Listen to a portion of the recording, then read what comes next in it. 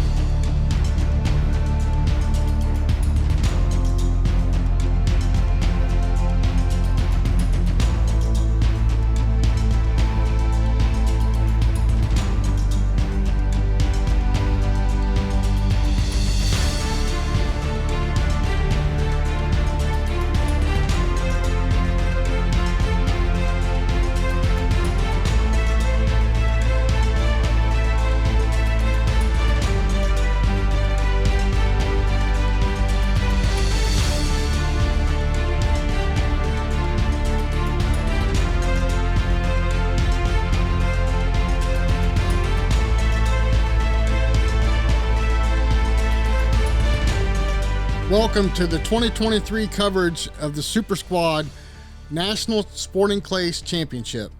I'm Jason Rambo from the Dead Pair Podcast. And I'm Justin Barker sitting here right next to you.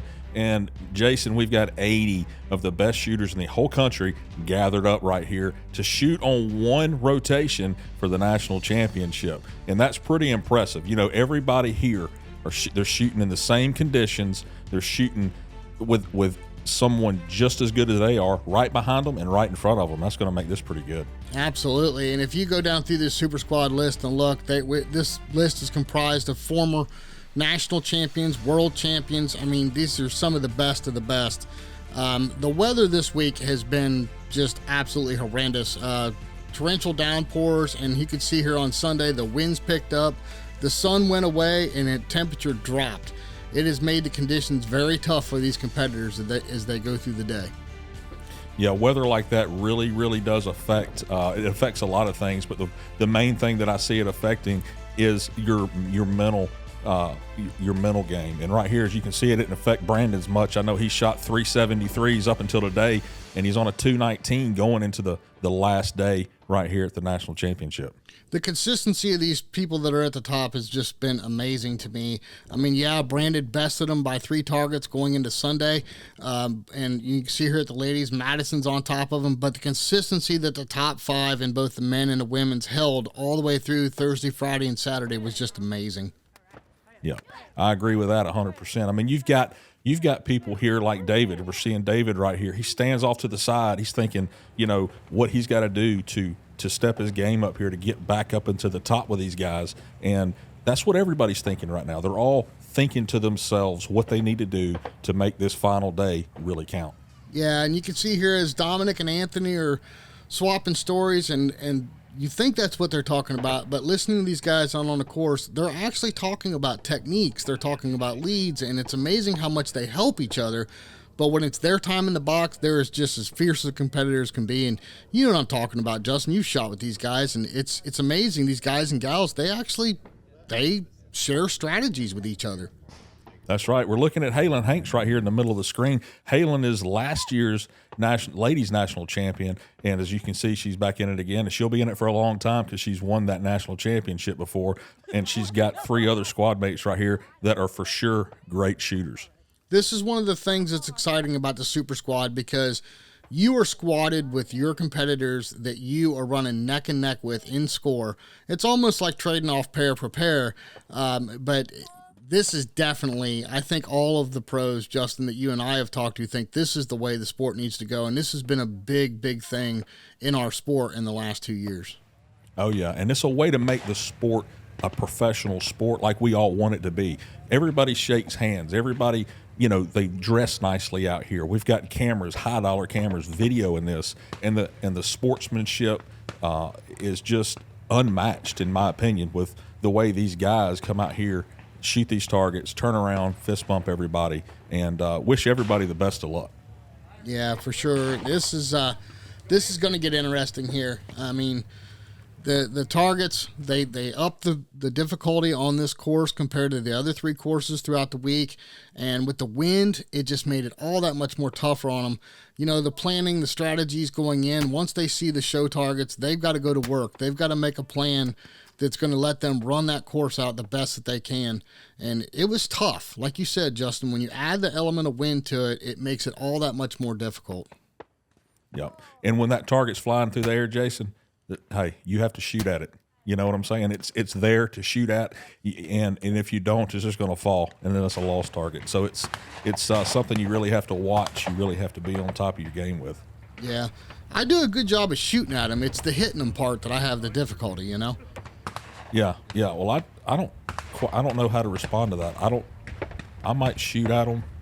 I think I could do a little bit of both, but I never end up hitting them. Like, I could look at them really well and pay attention and then shoot, but nothing ever happens. You know what I mean? Yeah, Justin, explain to everyone real quick. You see everybody with their hands up looking at the show targets here.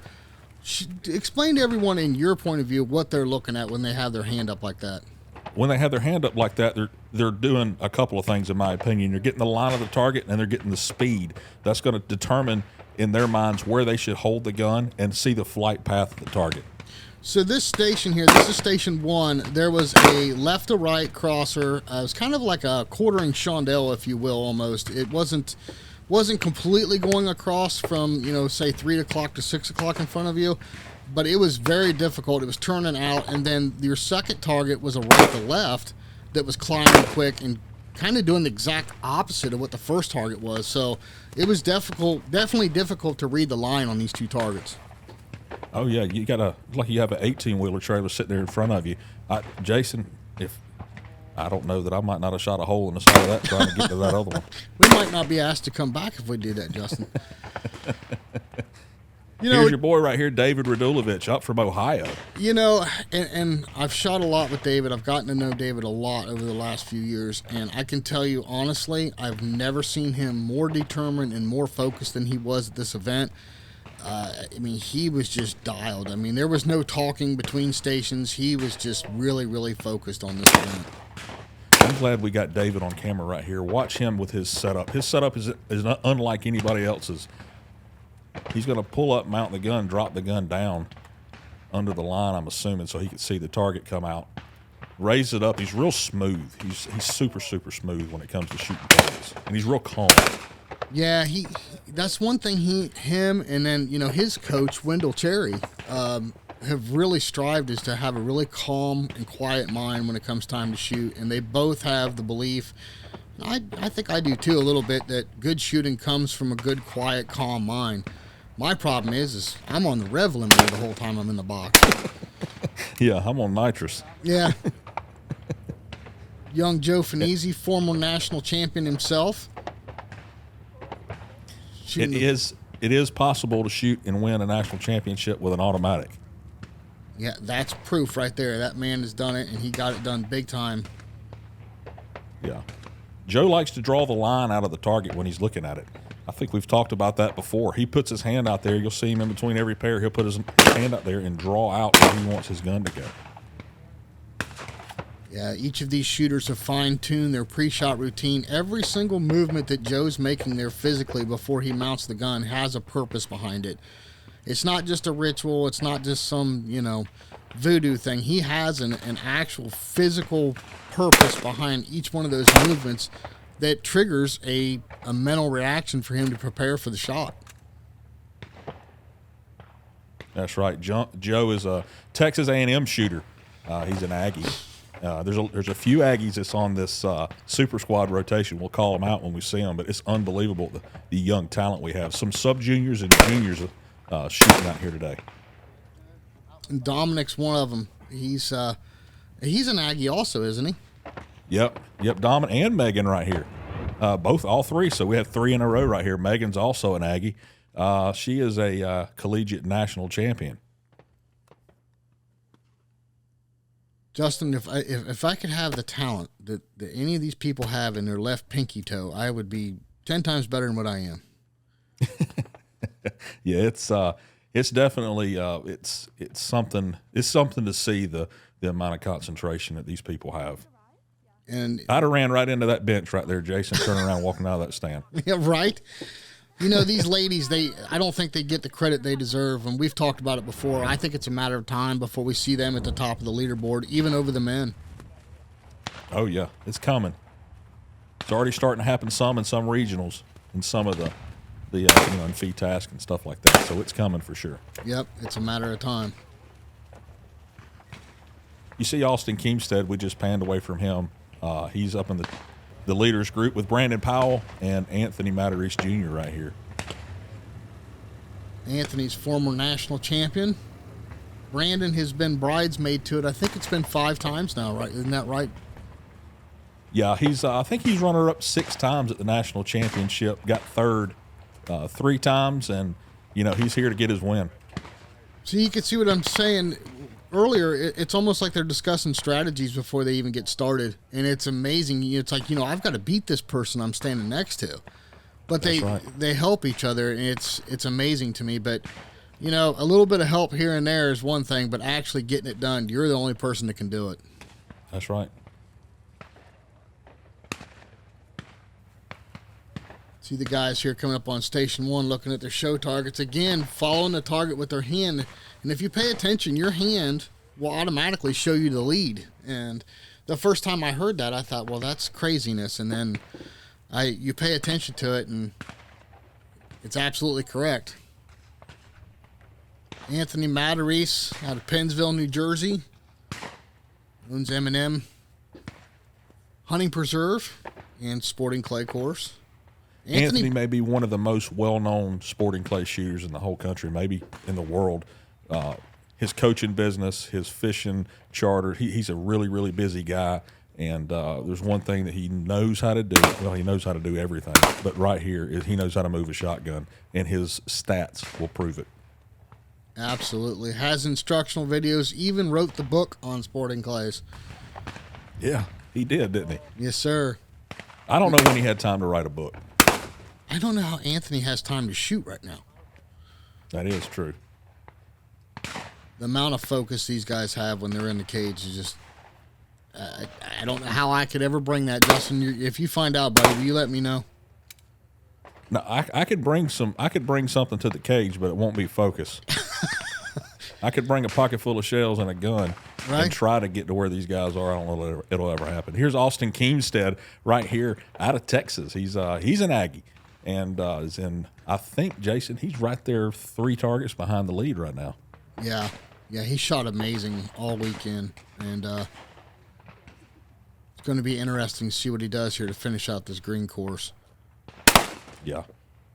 I mean, the amount of you're standing in with this group of people right here, the amount of pressure that you have just standing around you. All right, all of these guys are within 3 or 4 targets of each other, and every single target counts, and you have that in the back of your mind while you're trying to shoot this stuff.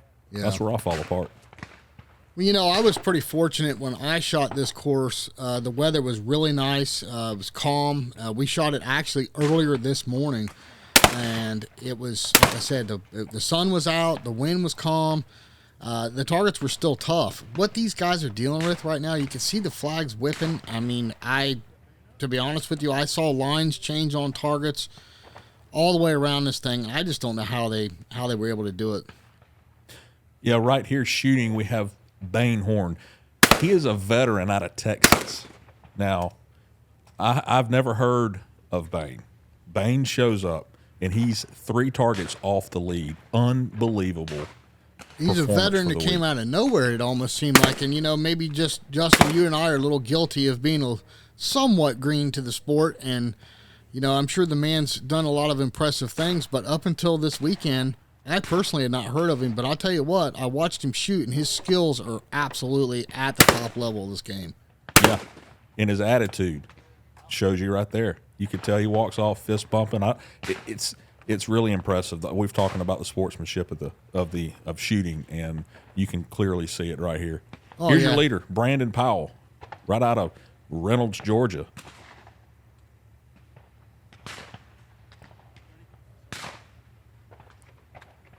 Something I've noticed about Brandon and his shooting, Jason, I want to bring this up. When Brandon figures out, from what I can tell by watching, When he figures out where he's going to shoot these targets, the shells come out of the gun, new shells come in the gun, it comes right back up, and he's calling pull again. Yeah, there's no time in between. Exactly, and I was going to make the same comment. It's like there's no pre-shot routine. Once he's dialed, it's time to go to work, and he just doesn't stop until he's, his 4 pairs are done. Looks like Austin Keemstad's moved up to the second place spot right there and moved Bainhorn down to the third place spot. Still very close. All right, we've caught up with Madison Sharp on Station 8. Madison has been able to perform very strong this week and keep her focus. As you can see here, she is sitting on a 210, which is 5 targets over Karen Miles. The rest of the field is slightly behind. That amount of focus and determination and performance that she's had up to today has really, really helped put her into this lead. We're going to cut to a real quick commercial break with Championship Tour sponsor Winchester Ammunition. Stick with us. We'll be right back.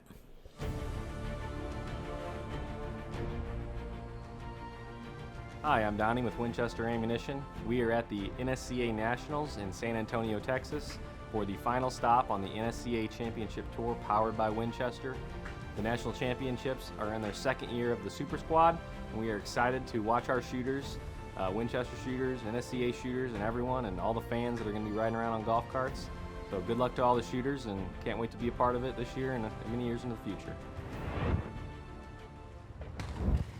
We're back right here on showing the leaderboard again. Brandon Powell at 225, watching Joe Finizzi shoot. We've talked about Joe already. He started the tournament out, or this day out, I should say, 7 behind the lead. So he's got some ground to make up, and I know Joe pretty good, and he's got to be laser focused right here. This station was a tough one too. A real fast left to right rabbit on the ground. Followed by a right to left quartering out and up. And again, this was another tricky pair. I mean, you know what? I better get that out of my brain because all these stations were tricky pairs, and you had to be on top of your game. But I saw this rabbit eat a few people on this day. You can tell Dominic right there didn't have a problem with that rabbit. Pay attention when you see a rabbit coming across the ground like that, and you see. Jason, what would you say that rabbit was at? How far out there was that? It was a good 35 yards anyway. So 35-yard rabbit. And look at the pattern when it's hitting the ground. Those guys, you're shooting a shotgun, you've got a spread in the pattern, but it's not really that big. You have to be pretty consistent and on it to kill that rabbit. Of course, all these guys have their own opinions of what chokes to run and just how big that pattern is. You take some of the guys, they want to run a little looser choke, and some of them want really, really tight chokes. So it's all what they have confidence in. Yeah. If you could make the barrel shorter so it would open up the pattern even more, I'd probably get one of them. Can we run 20-inch barrels, Justin? I don't know. You think the NSCA would allow that? So. Yeah, probably. I don't know what they think about you, but you could do it. If I could get like a 50 or 60 bird handicap, I might be able to compete with these guys. There you go. Jonathan, he was in the Super Squad last year also, and he was in one of those top squads just like he is right now. He's very calm, and he also has a mustache. Shooting a blazer. I believe he's part of John Woolley's program. Isn't that right, Justin? He is. I believe he actually works with John Woolley a lot. I think Jonathan's from Florida. In fact, yeah, you can see there on his vest, Woolley shooting.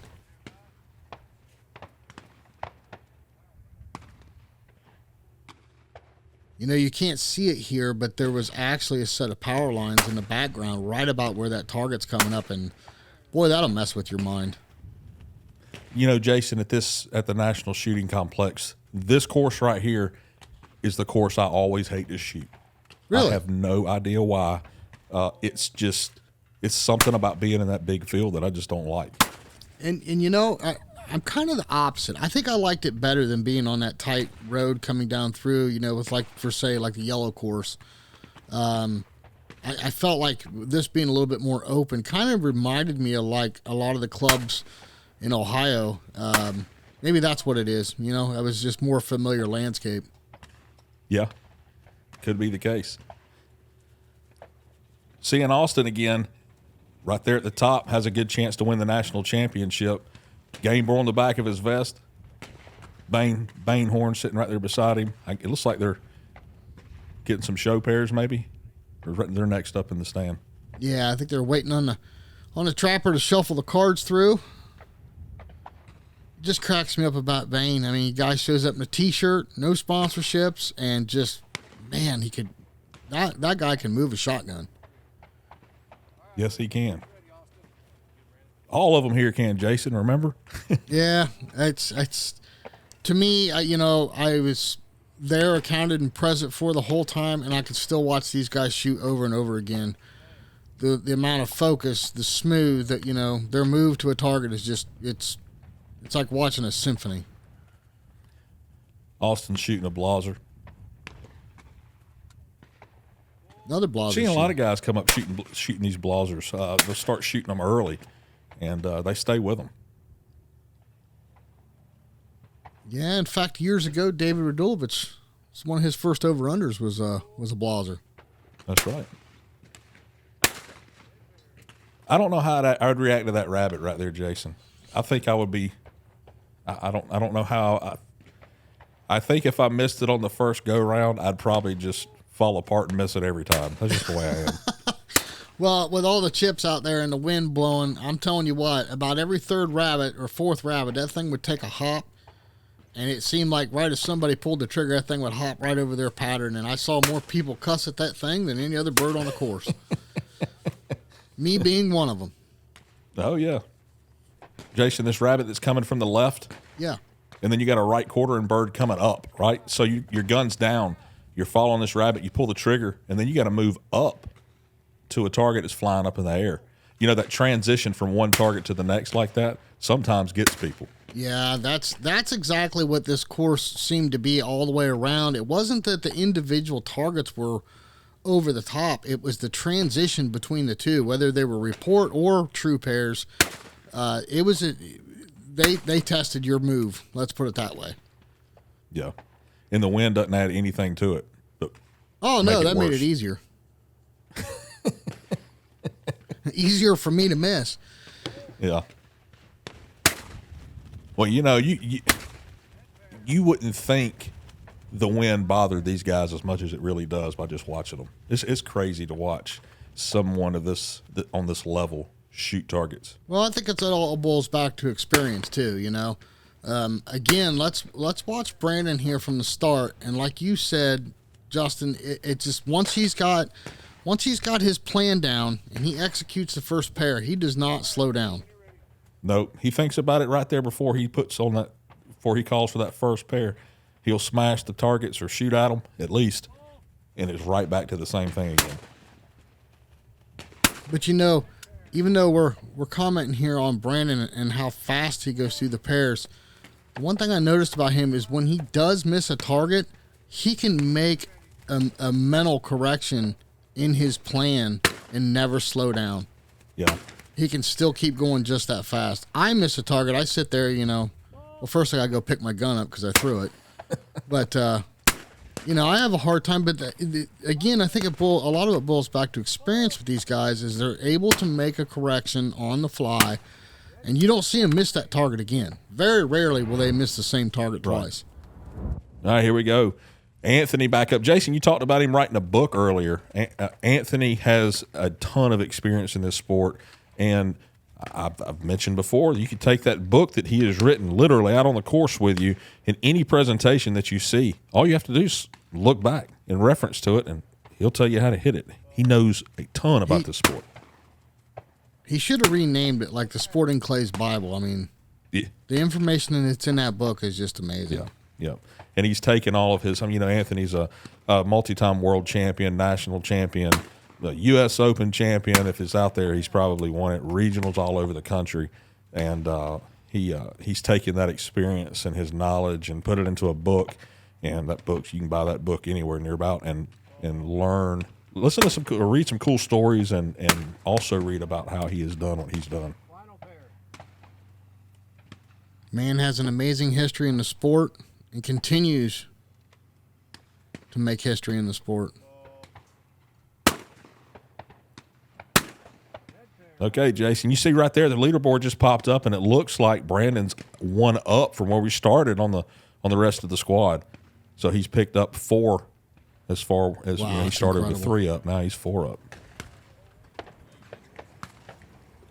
Just think of the pressure that puts on these shooters.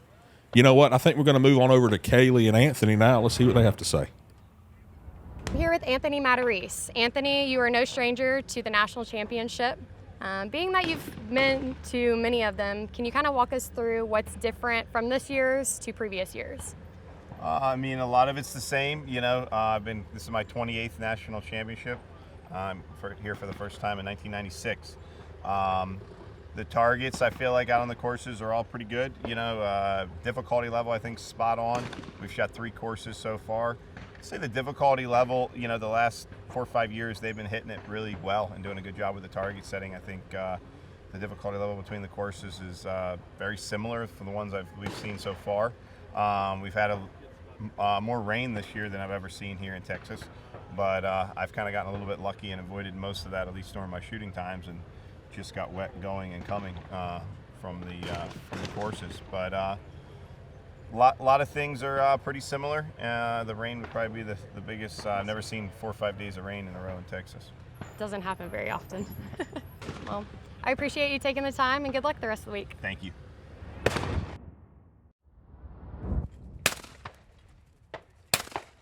Take a look at Desi Edmonds here getting out of the cart. She's a former national champion. You can see Madison Sharp is still at the top of the leaderboard for the ladies. Yeah, Madison is from South Carolina. She is a very it seems like over the past few years she's gotten really, really, really good at it. And she's sitting there, like you can see over the golf cart, just thinking, watching what these other girls are doing. And I don't know how that would bother me. I think that would bother me a pretty good bit, knowing that I'm up in the lead or up in the leaders group and watching all these other girls hit all these targets. Again, I think that's part of the super squad, you know.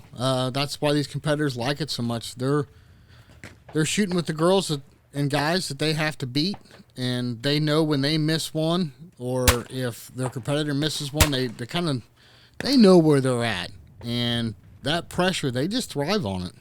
Yeah. Kayla right here, she's from Texas. She's a junior shooter. One of the younger ones in the crowd. And you see Kayla and her dad traveling around a lot to these places and shooting these tournaments. And I saw her coming up with an automatic a long time ago, and looks like she's really improved.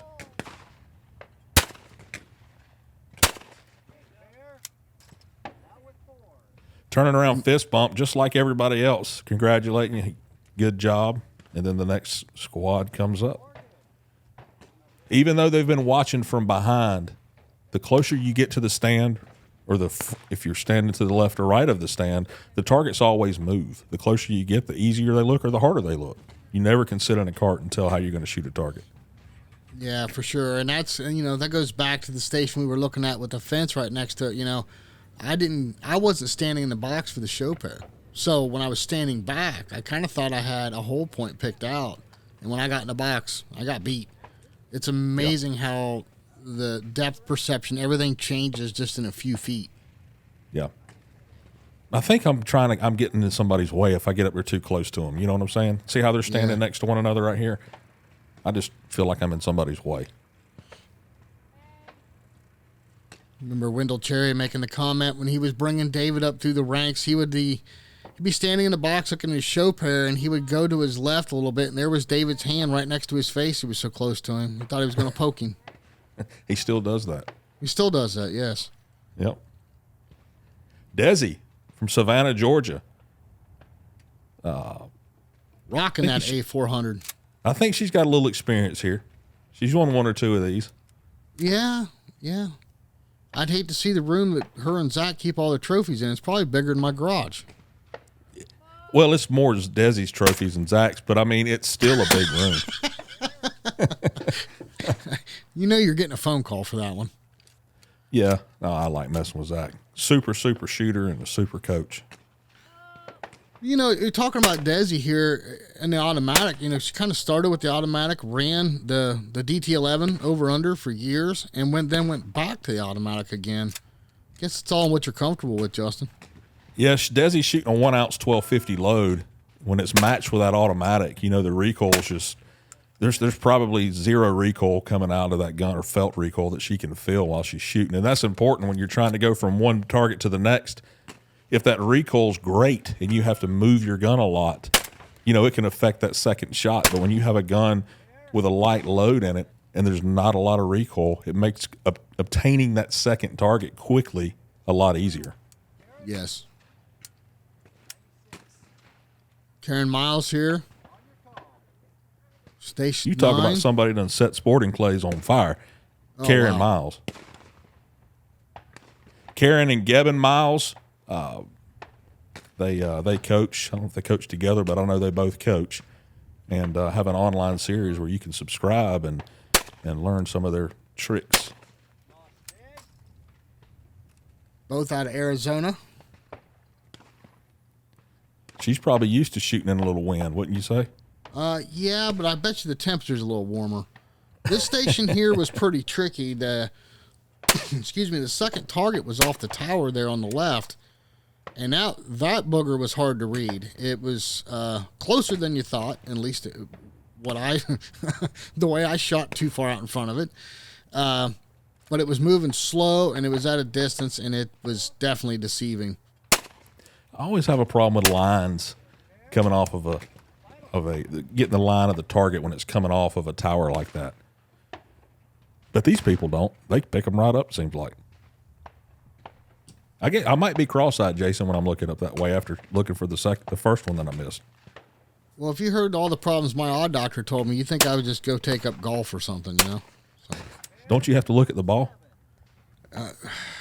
Well, not the way I golf. So. You just swing in the area that the ball's in. Yeah, it's a swing and a miss. It's kind of like baseball and golf all in one. We talked about Madison Sharp a few minutes ago, a Remington shooter and a Krieghoff shooter out of South Carolina. Went to Clemson, and she's really taken up the Winchester Championship Tour here, ending it at the National Championship. That's one right there I don't want to shoot against. I can tell you that. No, she's very determined, very focused, very driven. She handles that Krieghoff just as smooth as silk. Yes, she does. Justin, you and I look like kamikaze fighters out there with swords trying to hit these targets. Waving them out there. We kind of look like Brad Kidd before he shoots. Let's swing back over to Kylie, who caught up with Madison just yesterday. I am here with Madison Sharp. She's originally from South Carolina, but now lives in Texas. Madison, you've been coming to the Nationals for 7 years now. Yes. Every Nationals, there's something a little different. This year, let's talk about weather. Normally, it's always sunny and, a little chillier, but this year we've had nothing but rain, lots of mud. How has that impacted your shooting this year? Honestly, you walk into the station and it's so muddy. We've been putting empty shell flats in the bottom to give us a little more ground to stand on. And then making sure you're on time because you can get stuck out here. There's a lot of mud. So, have you been caught shooting in the rain this Nationals? I have. One event we did, it drizzled on us just a little bit, but fortunately it didn't pour. Okay, so in those rainy situations, how do you handle it? Your gun's wet, your hands are wet, ammo, all your equipment's wet. How do you keep staying in your rhythm, staying in your routine, and not letting outside factors contribute and play a factor into your shooting? Yeah, so one of the main things I do is I keep my glasses clean. I won't wear a rain jacket just because it's so bulky. I want to try and feel as normal as possible. So I'm just out there shooting, making sure my glasses don't have rain on them, and just looking at the targets. Well, awesome. Thank you so much for taking the time, and good luck the rest of the day. Thank you. Here's a shooter from your neck of the woods. Shelby Moon. Shelby Moon puts the gas down in them barrels. I'm going to tell you right now, that girl will shoot some stout shells, and she'll shoot them fast. And when she hits them, you have no idea where they were at because they're gone. Ounce and an eighth shooter. Oh, yeah. Coach is out of the Meadows down here in Forsyth, Georgia, Dominic Bethel's place. Shelby's a really, really good shooter. Yes, she is. I actually shot with her at the Meadows during the Trident Cup, and I was just, again, amazed how well she can shoot. Yeah, don't think you're going to beat her, Jason. No. That went out the window after the first station. I'll tell you a little statistic about Shelby that you probably don't know. Shelby used to shoot competitive archery. What? Yep. I did not know that.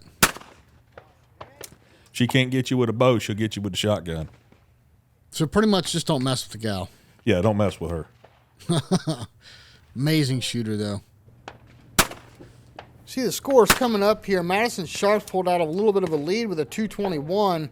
Karen's 3 back with a 218. And then, of course, you have Desi and Shelby with a 211.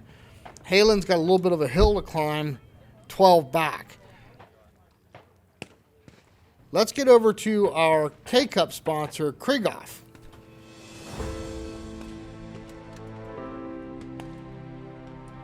Hi, this is Alex Deal from Krieghoff. We're here at the Sporting Clay Nationals in San Antonio, Texas, and we are very happy to be here and support the NSCA and this event specifically. Again, like we have done for many, many years.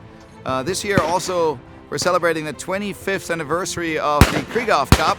All the shooters call it the K-Cup.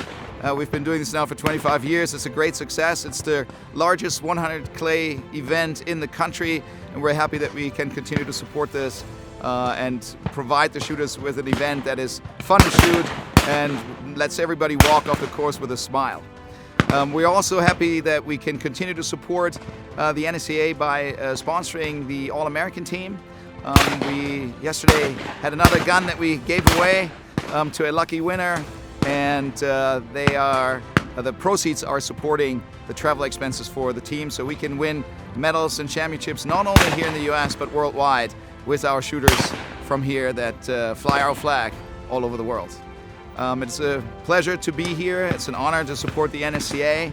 Our customers are members of the NSCA, lots of them are, and you can see that when you walk through the grounds here and you watch the people shooting. I always enjoy seeing many Krieghoff shotguns in the hands of our shooters here. It's a very sought after product. We will continue to make it as best as we can and provide the best service in the world. It's a pleasure to be here, and we'll come back in the future. Thank you.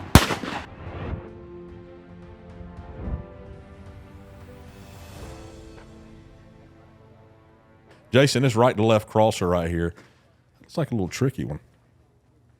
It is. It's very tricky. And there's one thing we haven't talked about with Anthony. He actually injured his middle finger on his trigger hand leading up to this event, literally the day before he left to head to the National Shooting Complex. So he was dealing with some issues himself, had some swollen fingers, a little difficult to grip the gun. Yeah. I don't know how. I think you could take away all my fingers and I still end up the same, really. Yeah, I don't think it'd help or hurt me either way. Austin Keemstead back in the box. He's a game bore shooter, like we talked about with his blazer. He's really smooth also. Austin's put up some big scores this year in places he's went. And it's being in college and shooting at a level like this, it's really hard to believe. You see Brandon's caught up, and I'm going to tell you what right now, one of the things I noticed about all of these shooters, but especially with Brandon, he would walk back and forth while he was waiting on his turn to shoot. He would walk back and forth and get every angle and take every look at every target he could at that station. He wouldn't just walk up and stand behind the shooter. Okay, we got Austin shooting these targets right here, this right to left crosser. Being in school full time, being a shooter at the level that he's at, it's really unbelievable that he's He's as good as he is when he has all this other stuff going on. He's traveled the country, done really well. Right here, he's dropped to, moved him to the 3rd spot, and shot Bain back up into 2nd place. Right now, going into the next station. So he walks off a little heartbroken, but hey, let's get into Kaylee and Austin talking right here. I'm here with Austin Kempstead. Austin, first off, congratulations on finding yourself at the top going into the final round tomorrow. Can you kind of walk me through your favorite aspects of the competition here at the Nationals? Yeah, so it's a really unique competition due to the fact that you have to shoot a 4-day rotation, and it really just makes it tough to shoot 4 good days in a row and be at the top. So for me to be 3 days in and still be there, it's a good feeling for sure. Yeah. Well, Austin, thank you for taking the time, and good luck going into the final day. Thank you.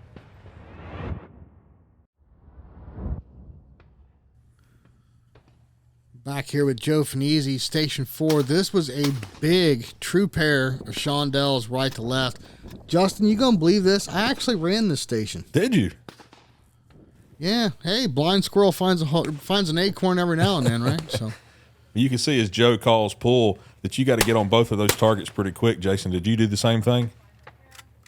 Well, I didn't have the wind that I was dealing with like these guys did, so I had a little bit more time. But yes, that second target will drop out from underneath of you pretty quick because it's the way it's curling out. You had to engage them quickly. Yeah. Of course, I can't do it with the finesse that Joe does by any means. Yeah. Yeah, true pair coming from the same side like that going across is always a little difficult for most people because they're worried about that second target getting away from them. Joe's putting that. There's one thing about Joe. I bet he's going to walk to the next station. Oh, yeah. Walk the whole course. There he is, the man in 2nd place, Bain Horn. See the leaderboard there, Jason. Brandon's still up top, and it just goes down Bain's from there. 5 back. Got a 5-bird lead going into this next station right here.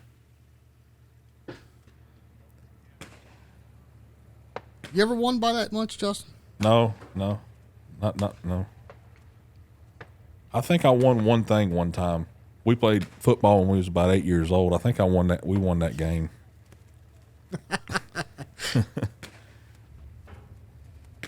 Anthony, like he's getting a little comfortable. He had his vest unzipped walking up to that station just trying to feel relaxed. We're just about at the point in the day when the temperature starts dropping a little bit. And I'm going to tell you, you're going to see people dressing all kind of different here in a minute. I feel it's coming. Brandon turns around and asks everybody if they're ready for the show pairs before he calls pull. Waiting on the trapper.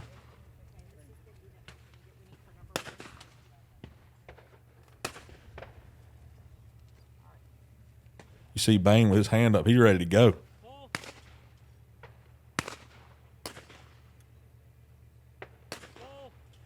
You think he has it figured out, Jason? Oh, I promise you.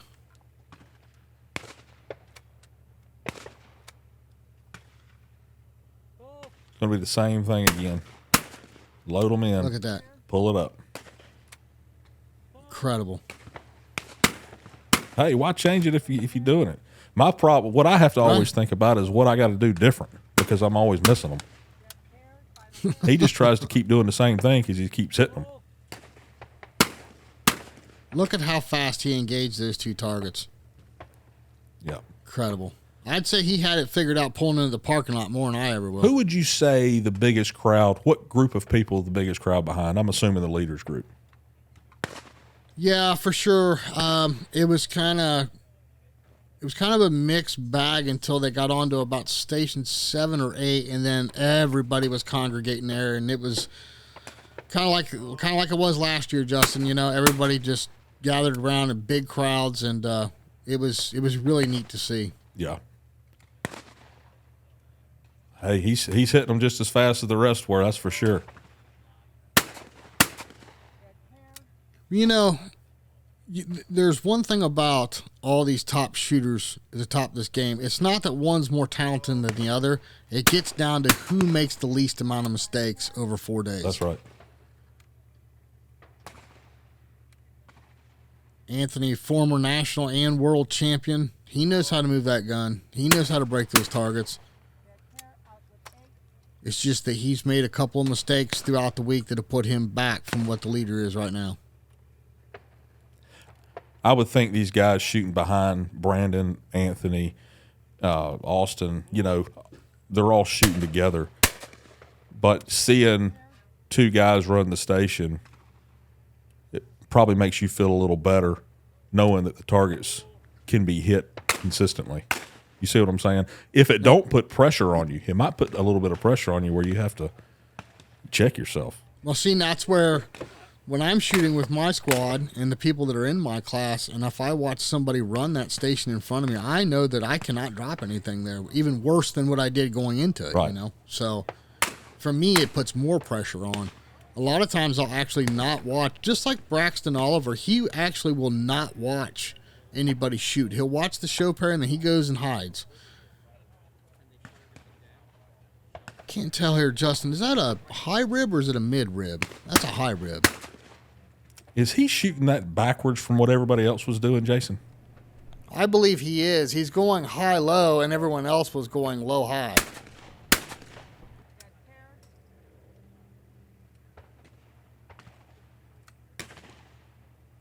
Funny you say that because Sean Alley, the guy I do the podcast with, him and I were squatted together, and we actually talked about that, which one would take first. And I said, I think I want to take the low one first, and it didn't work out so well. I had to switch it around. I managed to break the pair, but I had to switch it around and go the other way. All right, there's the leaderboard. Looks like the scores moved up, but the standings are still the same. Everybody done good there. It's like Baines grabbing his cards, walking off to the cart to get on to the next station with people everywhere, and it's probably going to take him a minute. But let's go to commercial break real quick. We'll be back in just a second.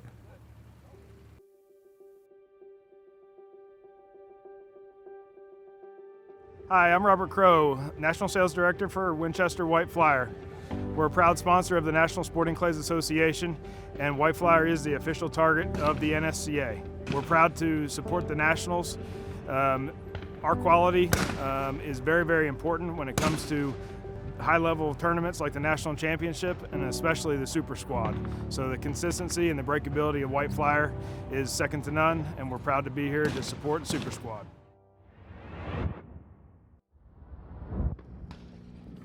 Looks like Madison Sharp's still in the lead here. She's actually pulled one target up on Karen. That's still a pretty tight race there, Justin. Oh, yeah. And, it's actually pressure on both because Madison knows she's got to keep that lead, and Karen knows she can't miss.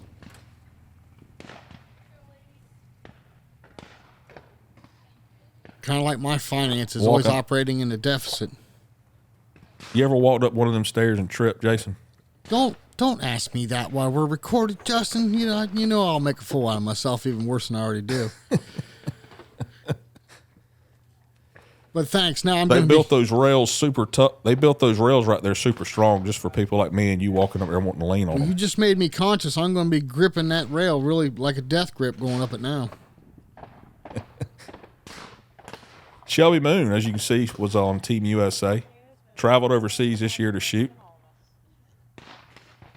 She shot everywhere. Shelby's got a lot of experience, all these girls do, with shooting abroad, shooting here, and stiff competition. You see by the way the rotation worked out, these girls are back here on one. Looks to me like the wind's starting to pick up a little bit more here. You look at the flags, they're whipping a little harder than what they were earlier. All right, on you. We talked about this station earlier, Jason.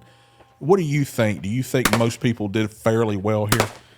I actually saw quite a few drops on the first target that she just engaged right there.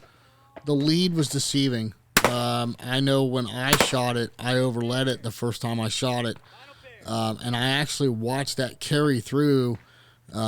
Even at some of these shooters on top of the game here, even a couple of them dropped that first target. Of course, then again, they have to win to deal with that I didn't at that time.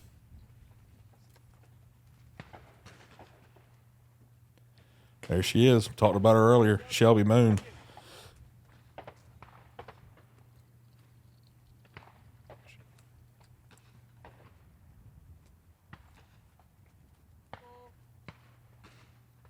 I think Shelby shot that nailed same gun, Jason, since she started shooting. When she started shooting, I think she had that gun. Really? I think. She's going to probably get on to me if I'm wrong. But, yeah, I think she's been shooting that gun a long time. She moves it well. And one of the only people out here, I believe, shooting a TSK stock, which is an adjustable stock.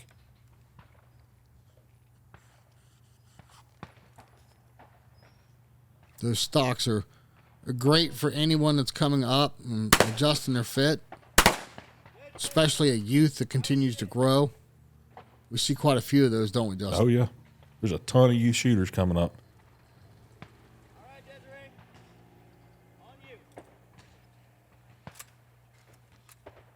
Desi Edmonds back on the mound with that big AA on the back of her vest.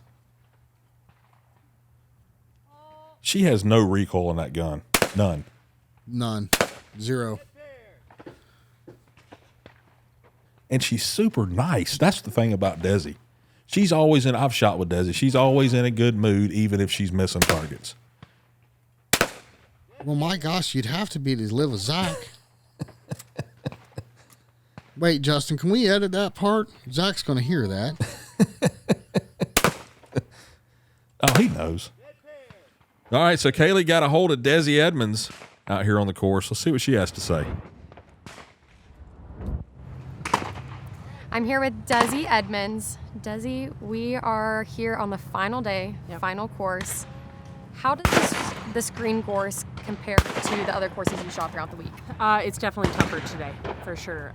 Some of that is wind, because of the wind, the weather affecting these birds. And when you get a lot of wind like this, you can tend to get a little tight because the birds aren't coming out in the exact same spot every time, so you can't rely on that consistency. You've got to kind of read the bird while it's in the air a little bit more, but it's definitely tougher than the other 3 courses we've shot. Yeah.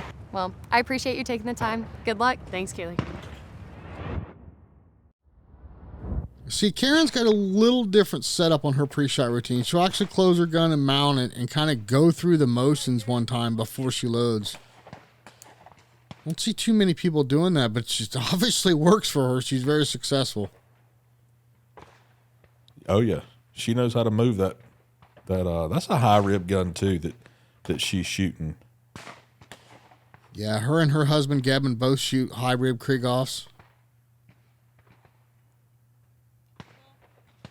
Obviously to a lot of success. Oh, yeah.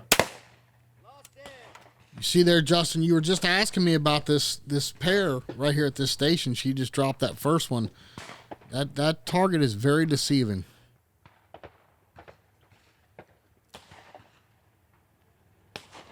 Madison's right here if she didn't miss any. So that's just added pressure that's putting on herself. In my situation, that would just cause me to miss more. Yeah, I would just start patterning my gun on the side of the trailer there.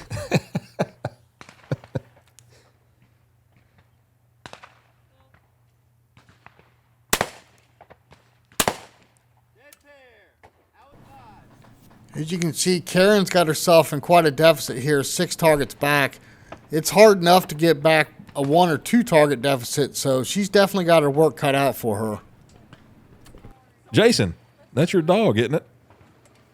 Nah, mine be running around barking at everybody. Well, let's head on into a commercial with Karen. I'm here with Karen Miles, wife of Gavin Miles. And Karen, you are a phenomenal top lady shooter. Thank you. Coming into this event, you and Gavin are 2 of the top shooters in the country.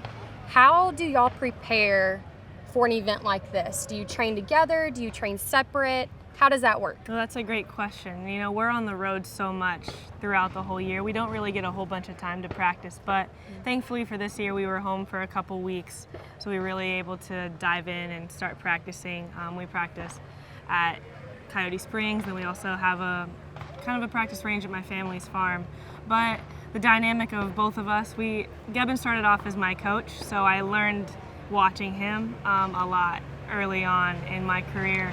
So we actually do get to train together, but we both kind of elevate each other's games because there's not necessarily a competition between us, but there kind of is underneath There's the a little lining, healthy competition. So, but we both push each other, but we do get to practice together, and what it looks like is different for every day, depending on stuff that we want to practice and get into. But like I said, we elevate each other's game. He's helped me so much just being able to watch because he's been in the game for so long. And it is pretty fun getting to practice and shoot with your spouse. Yeah. Well, Karen, I appreciate you taking the time and good luck going into the final day. Thank you so much.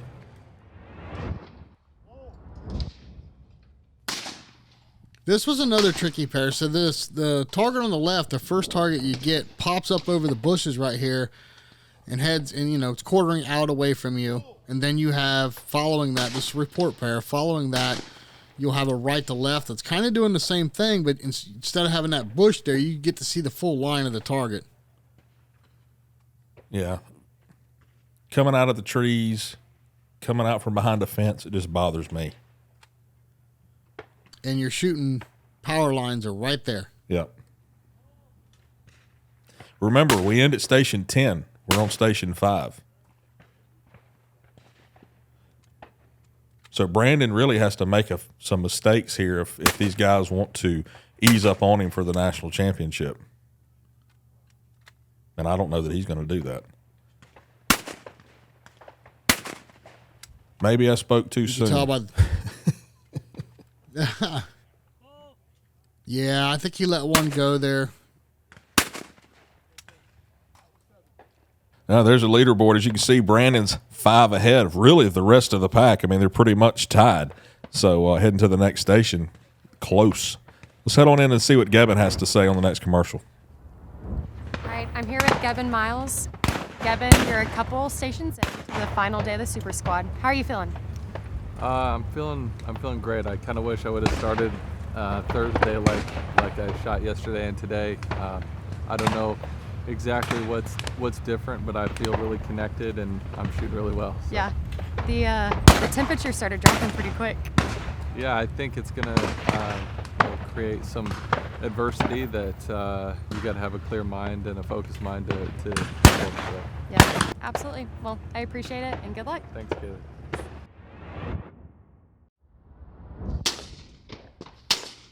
And Gavin Miles, there you go. We just heard from Gavin. He's shooting. Jason, look at this rabbit. Now this rabbit's coming from the opposite side. Yeah, and it was quartering out and very fast, like substantially faster than the last rabbit we saw. And when that thing's quartering like that, it makes it all that much trickier. Yeah. And knowing that a rabbit's it never seems to be consistent makes it even harder. You never know if it's going to bounce. You never know if it's going to stay on the ground. It's just, It's always something you have to think about. So immediately following that rabbit, you've got a left to right quartering up and away. And, man, I'm telling you, that target presented some challenges in its own.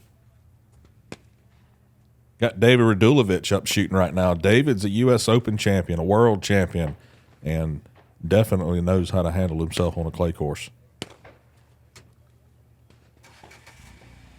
David's another competitor that's played bridesmaid to this national championship, and like I said, man, I've never seen him more focused, more determined than he was this weekend. He just, he's made a few mistakes during the week that's put him in a deficit going into Sunday.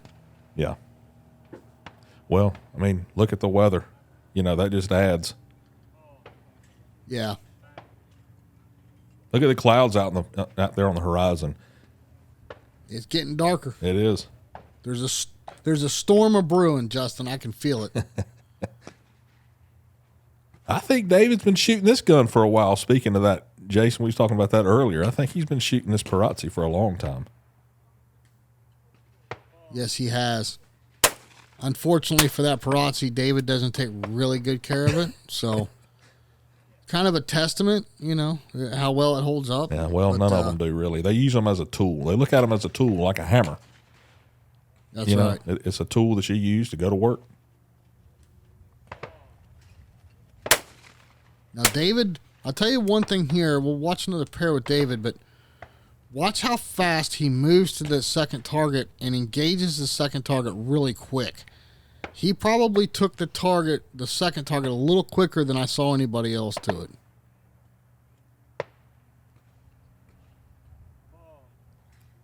Wow. Tries to do the same thing every time. Yeah. David will tell you he's colorblind. He has to wear certain lenses because he's colorblind, and it's hard for him to see certain targets in certain areas. He must be barbershop blind too, Jason. You can see there how fast that rabbit was. Oh, yeah. Got right out in front of him. Yeah, I told him if he doesn't cut that hair, we're going to change his name to Darla. So... Look at there, still tied. I mean, basically, the 2, 3, 4, 5 spots are still neck and neck. Brandon's 5 up on them.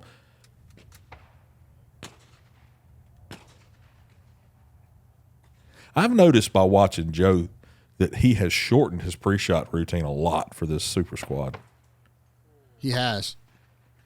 Have to remember, too, there's a new rule implemented in NSCA. You have 20 seconds from the time you shot your last target to the time you call pull on your next pair. Yep. So that time limit is forced some of these guys with the longer pre-shot routines to kind of clean it up a little bit. This rabbit looks tricky for these guys, Jason, coming out, bouncing and doing all sorts of things. I wish I could have had a 10 gauge shooting that rabbit. You think you'd have hit it better or hit it? No, I'd have missed it. I would have missed it better. Let's put it that way. Every time you see Joe, he's going to be drawing the line with his finger, and his gun's going to do the exact same thing that his hand just did. I talk to him about that all the time. It's just so interesting to me how he does that. Yeah, Joe's a great individual. Great young man. Dominic Grossi here, recent graduate of Texas A&M, working in the construction business now. Hey, if he ain't careful, the wind's going to pick him up and carry him off with that wing he's got sticking out, Jason. He's got the Zach chicken wing going That's on it. there. Another member of Team USA. Him and his fiance both shoot together a lot and are both on the super squad. When Dominic's really on a roll, crushing these targets right here. He shoots an SO Beretta, very expensive shotgun, very nice shotgun, and he's out here making sure that he's doing the same thing every time when he calls pull. He knows if he hits them, he should be able to hit them again. Yeah, that's a very pretty gun. And as far as repeating the process, Justin, again, you figure that out. You let me know, buddy. Oh, yeah. I ain't figured that out yet, I promise you. I can tell you one guy that has those, Bane Horn right here.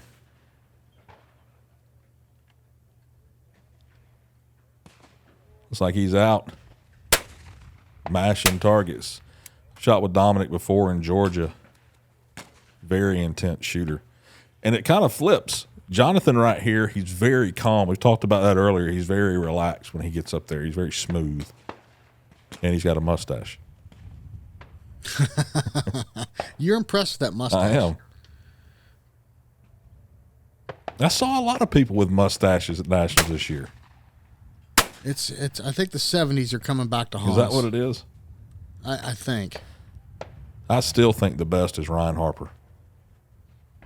Oh, yeah, for sure. Watch here. You see how much later they're engaging that second target compared to what David did? You see what I was talking about, Justin? Seems like David knew exactly where to put that gun, and these guys probably do too. They just don't want to take it that fast. They want to let it develop a little more, it looks like.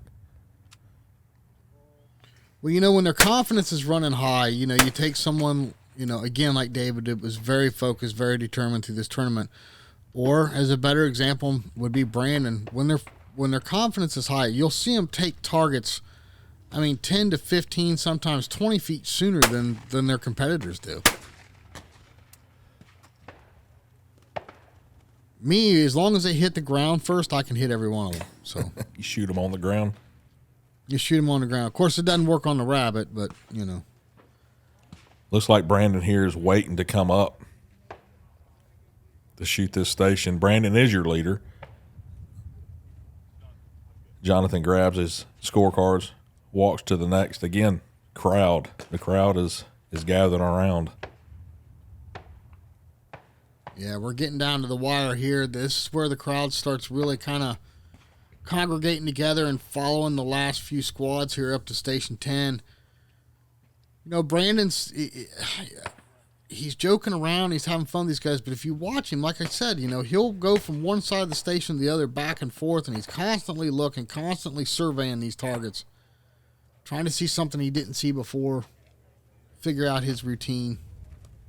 You know, I just noticed something, plan, I Jason. should say. The top two guys right now, Brandon and Bain, both have their shirts untucked, no vest, sitting there just talking about whatever's going on. I mean, it's funny that those two guys are in the lead just because you wouldn't expect it. If you looked in a crowd of people right now, you would not think those two guys were leading the tournament. Yeah. Looks like they're ready to go. What do you think they're looking at out there, Jason? Look at Brandon pointing. Well, ordinarily they're focusing on the targets, but right now we have two does that have ran out in the shooting range, so kind of waiting on them to evacuate. That's one thing about shooting at nationals out here in San Antonio is there's deer, and they're not scared of shotguns. I mean, they're around it all the time, so they just feel like they could just walk out in front of somebody shooting. They wouldn't do that if I was trying to hunt them. I can promise you.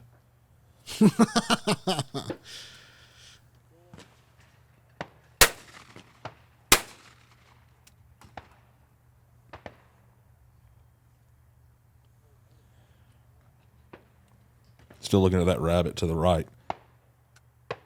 I'm telling you, that thing's got a rocket strapped to it. The only thing worse than a fast quartering rabbit is a true pair quartering rabbit. Yeah, we've had that trick played on us a few times. Oh, yeah. But you know the thing I like about Austin, watching him shoot all the way around this course, is his demeanor doesn't change. From Station 1 all the way to the end, you know, he tilted his head there, he missed the target, but he doesn't, you don't see him cracking up, you don't see him getting mad. It's just even keel all the way around the course. So when he walks out of the stand, you don't know if he's hit him or missed him, basically. Yeah. I mean, you know, you know exactly what just happened, trust me. But not with Austin.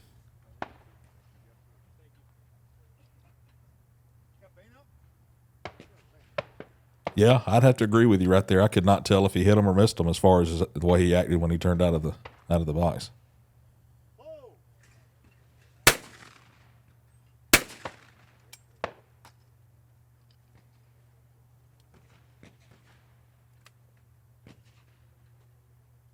So we've seen just a few people shooting these high rib guns. Most people are shooting the flat ribs now, but there are still some that believe in that high rib and love it, like Bain. Well, you know, Justin, you and I both started off with high ribs. In fact, Sean, the guy I do the podcast with, he shot a high rib up until about 8 months ago. And for me, it was a better transition back down to I actually shoot a mid rib now. I think you're in a flat rib, aren't you? Yeah. I shoot a flat rib gun. The last one, I got rid of my high rib. I got it tangled up in the trees one time when I was walking out of the box, and I just said, I need to get rid of this thing. You don't like having an extension ladder on top of your barrels? Look at him smiling. He's just enjoying himself, and it's so funny to me. I mean, the guy, we haven't seen him the last few years at the top like this, and just basically comes out of nowhere and enjoying himself. Here we come with the leader up right now. Looks like he's moving his gun awful faster to me on that second target than the other shooters were.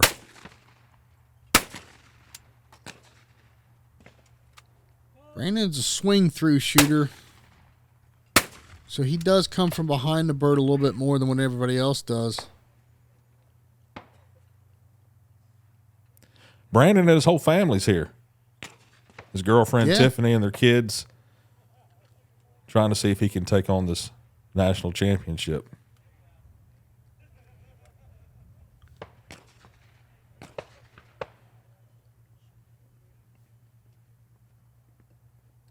You know, Anthony's another one. You just about paint a picture of him in Station 1 and paint the same picture on 10, you know?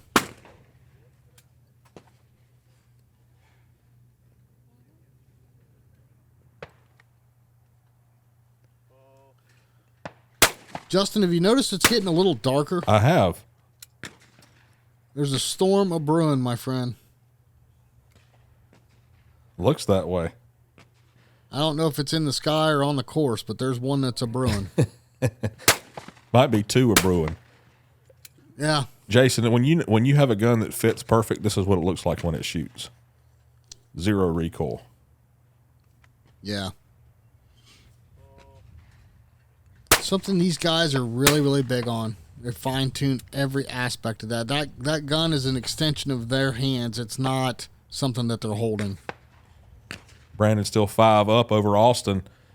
And looks like Joe is 2 below Dominic and Bain, moving on to the next station. Man, we're going into the final stretch here. I mean, it's really going to take a big mistake on Brandon's part in order for these guys to catch him. Yep. Take a look at Megan Harrington here. Got a real quick interview with her. Let's pop over and see what she has to say. I'm here with Megan Harrington, soon to be Megan Grassi. Megan, can you walk me through your journey so far through nationals and how it's been going and, just kind of the day by day? Yeah, so leading up to nationals, it's been a little slow on the practice side. I think most people are trying to reach the peak of their performance by nationals. For me, it's been a little bit different. I took a year off for nursing school. Now I'm a full-time nurse with my own schedule, my own everything. I don't have to follow anybody. So now I'm able to actually schedule training days. So it's been a little bit of kind of makeshift throwing things together. But while we've been here, it's been so nice to actually see friendly faces, get to see the targets, shoot good targets set by everybody. So it's been fun since we've been here. Just a little nerve-wracking leading up to it. Yeah. Well, I appreciate it, Megan. Of course. Good to Thank see you as you. always, Good to see you. and good luck going into the day 4. Thank you. Appreciate it. Thanks.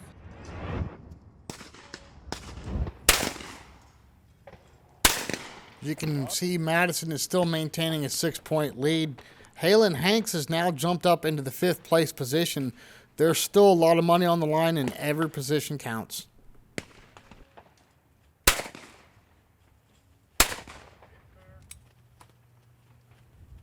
These ladies are still shooting scores, Justin, that I don't want to compete against them. I'm telling you, they kick our butts. Oh, yeah.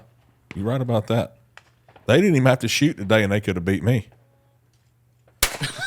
Could have just skipped the 4th course altogether. Yeah. Right? This crosser right here, a lot of people seem like we talked about earlier, had problems with it coming from the right. Traps under the trees out there throwing it out into the corner of the field. Yeah, and it was actually diving down really quick. So it's a real fast quartering away, like a deep quartering, if you will. You can see the pile of orange targets there right in front of her. So it's going from right to left, and it's diving very, very fast. Of course, the wind actually pushed that target down even faster. So it was a tough bird for sure. Jason, these girls are shooting guys as well. You've got the competitor standing right there next to you watching you. You've got the film crew right there behind you. You've got the people behind you. I mean, the pressure is there. You just got to capitalize on every target that you can. Yeah, and they're very good at it. That's what makes them the best.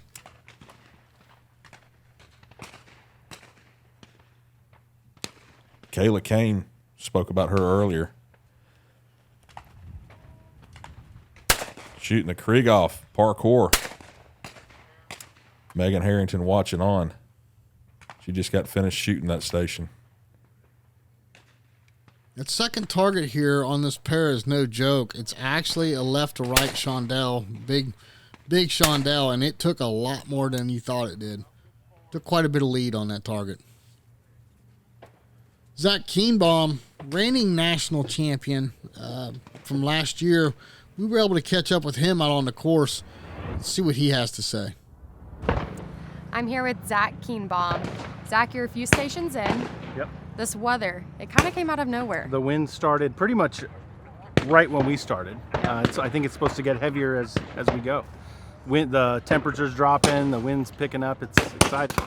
So, in an open field like this, How do you account for that? How is that something, you know, when you step up and you prepare? Because clearly that's not something you shoot with every day. Right. I think you got to be really disciplined to keep your eye on the target even more than normal, because the wind's going to shift that bird a little bit. You can't expect the next pair to be exactly the same as the pair prior. So it's just get a little more instinctive, a little more like hunting, but really look at them. Yeah. The Super Squad. A lot of people are out here watching. Yeah, it's awesome. Do you love it? I love it. I love it. Cool. Last year was the first year, obviously, but this is what our sport needed. I mean, this is excitement. This just builds. This helps for lots of reasons. I think a lot of people at home, a lot of people that look up to all of you guys out here. Right. You know, I think this gets them excited. Definitely. For the sport, you know, gives them that edge to want to compete more. Do you agree? Yeah, definitely. I've won the shoot on the old format, and I won it on this format last year. It's 10 times more exciting having this going on. It's awesome. Well, sweet. Yeah. Thank you for taking the Thank time. you. Good Thank luck. you. We just heard from Zach. Here he is right here shooting. Zach's a good friend of mine. Savannah, Georgia, with Desi, we spoke earlier. Last year's national champion. He's a 3-time national champion and is very familiar with this tournament for sure. Well, he's done something I've never seen done. I don't think it'll ever be repeated. In 5 years, he won the championship 3 times and came runner-up the other 2 times he didn't win. I mean, that's impressive. It is. There's your Georgia boy. Another Georgia boy, Kevin DeMichael here, shooting a high-rib blazer. Kevin just made the move to that gun, and let me tell you something about Kevin. He can hit a clay target, a bird, a duck, a deer. It doesn't matter what it is. The boy likes to shoot a gun. Yes. And they're always colorful, Kevin DeMichael. He's been around the sport a long time. And in the exact opposite here, Lane Piccolo, fairly new to the sport. Young guy, but a great shooter. Yes. Amazing young man, amazing individual, amazing talent. He can deal with it. That's a fact. He's shooting that second target on the drop, and I'm telling you, do you like droppers, Justin? I was just thinking that if I can't figure out that line, you can forget it. I'll shoot over it, under it, beside it, everywhere but at it. One of those people that they were my nemesis for the longest time. I've grown to like them a little bit more, but I'd still rather take that target either on the way up or at the peak. You can see that he hit the back edge of that target, and he kind of made a face like, ooh, need to make a different move on that one.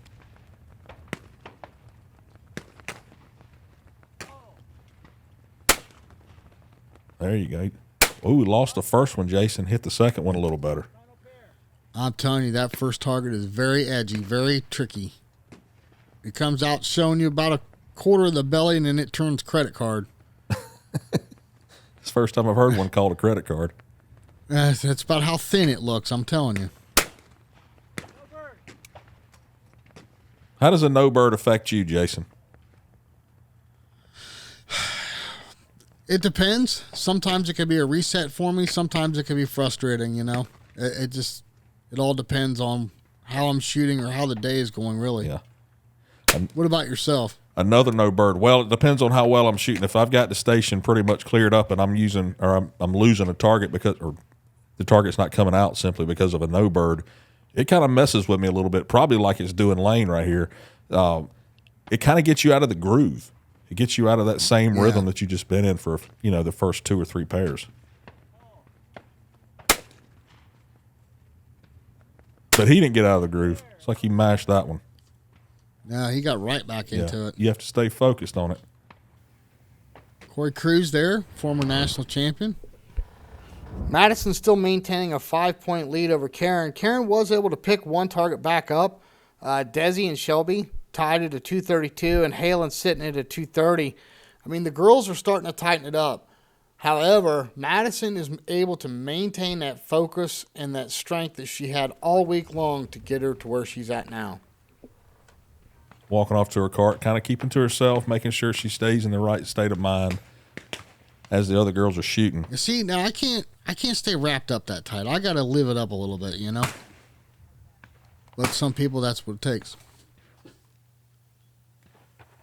I'm proud of how good Shelby's done this year. Shelby's really turned it on. Actually, past couple of years. Jason, on this target right here, this right to left crosser, or this quartering target, I guess you'd call it. Watch how fast Shelby takes it.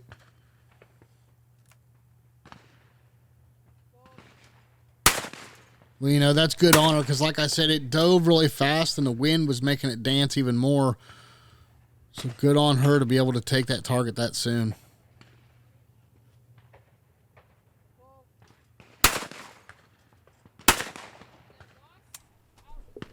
Madison's still in the lead. Karen was able to pick up yet another target. However, look here. Megan is now jumped over Halen Hanks for that 5th place spot with a 236. Let's take a quick break right here and listen to Shelby Moon in an interview with Kayla. Hey there, I'm here with Shelby Moon. Shelby, this is her 7th year competing here at Nationals. You are currently 3 out of the 4 courses deep in this competition. So far, has there been any particular stand, any target that has really stood out to you this year? I would say yesterday's first station, we were on the orange. We started on station 8. We started with a tower overhead off of your left shoulder, midi bird. That was a really cool pair. Yeah. I was not expecting that, so that was actually a surprise. Nice. So, that was a good one. All the horses have been great though. Good targets. Awesome. So Shelby, you're from Georgia. You come down to San Antonio once a year for Nationals. How do you come into this competition preparing for it? Clearly, you know, the scenery is a lot different from Georgia to San Antonio, Texas. How do you just mentally come into it, training-wise? Can you just give us a rundown of how to prepare for targets that you're going to see here at Nationals? So my home course is the Meadows in Forsyth, Georgia. So luckily we have a lot of variety for landscape and whatnot. So we have a good background to try and get a similar sense to what we have here. But travel around to some other clubs in Georgia, get as good a look as possible for getting some of those open air targets. It's kind of hard to replicate. So I'll just practice all the basics, a little bit of hard stuff, a little bit of easy stuff, but really, really focusing on making sure my move feels good. Back on the course here, Ryan Harper out of Florida. Ryan he's a young guy. He looks like he's old, but he's a young guy, Jason. He's an amazing guy. Guy can get it done with a shotgun. Really super friendly. Always smiling. Of course, Justin, you like that stash he's got rocking. Oh, yeah. Ryan finished up 2nd in the world a couple years back and really showed how good of a shooter he was back then. Finished 2nd to George Digweed. Now you're talking about the GOAT. Oh, yeah. Anytime you stand on the podium next to George, you've done something right. Right? You see Davis changed his lens, Jason. Look at that. Oh, yeah. It was getting darker. You know, Pila actually makes that blue for archery, but David uses it to shoot guns. It's kind of he's different. David's different, you know. He likes to do. We'll leave it to David to do something different, right? Taking a look at Gavin Miles here. This is husband to Karen. Again, high rib Krieghoff. Jason, how would you like to be married to someone that could shoot as good, if not better, than you? I'd have a divorce by now. No, I think it's amazing. You know, they coach together, they travel together, they compete together. They really are a great team. Todd Hitch right here. We hadn't seen much of Todd today, but let me tell you something. Todd is a great shooter. Jason, I'll tell you a little quick story about Todd. Todd and I were competing against each other back in A class, and I made my way up to Tennessee because I needed to beat Todd Hitch to win. I don't know if it was state, all region, or something like that.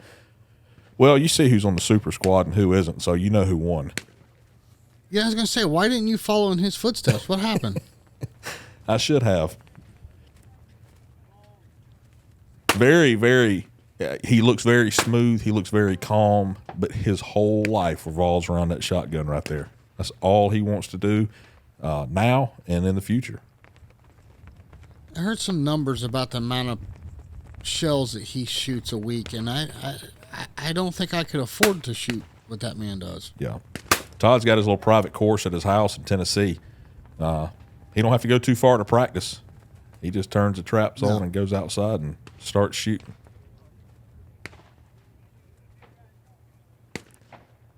Face barely touches that gun. Barely touches the gun.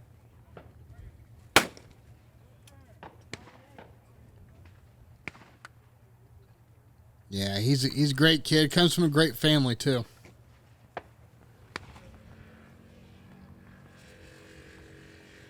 Dominic Grossi standing there looking on. As you know, you got grounds crew for baseball.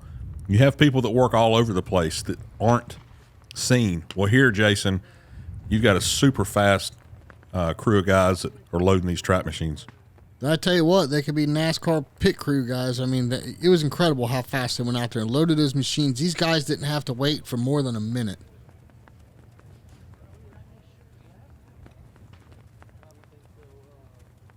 That's time for them to take a little break, you know. Kind of think about gathering your thoughts up and clean your gun with your pinky finger like David. Actually, David is smearing grease. I saw him doing that, and I asked him after the event. He was having trouble with his shells hanging up in the chambers. So Dominic Grossi is now taking the second place spot. But, hey, you got Austin, you got Bain, and Anthony now on the board. It's like Joe had dropped off into the – Anthony's moved up into the 5th position. My, how quick things can change.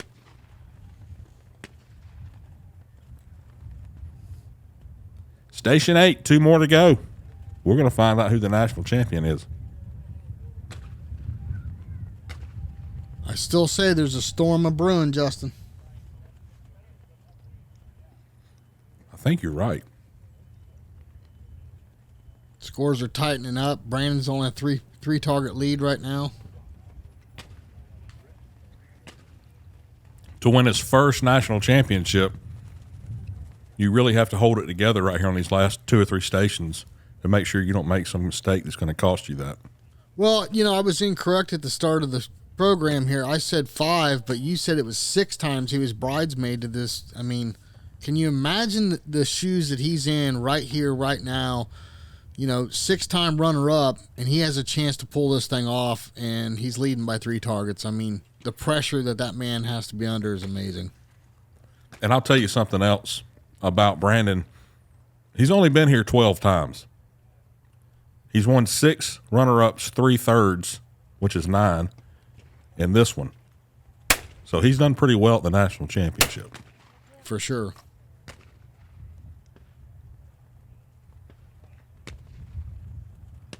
Dominic Grossi is a Zach Keenbaum student. Zach started shooting with Dominic a long time ago. You see a lot of the same similarities in their shooting style. Get a good look at that second bird dropping in there, Justin. That was a big Shondell. That thing, I might be completely wrong, but it had to have been every bit of 45, maybe even 50 yards.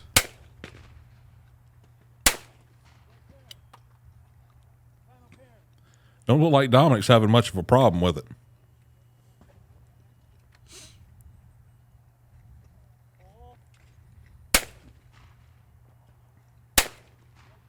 There you go.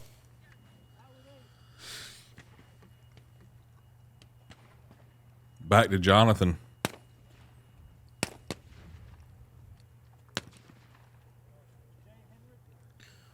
Thinking about what he's going to do. Shut his gun real easy.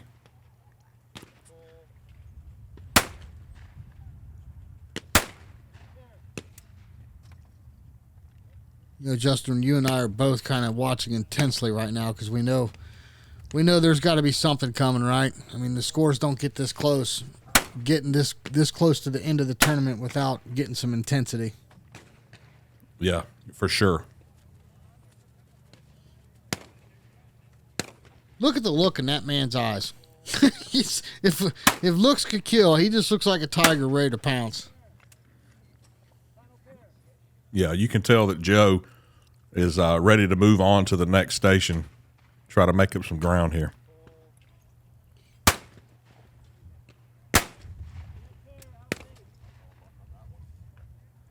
Walks off smiling. Was that a smile? I couldn't tell. Oh, you couldn't? Mustache like I must said- have been in the way. That's what it was.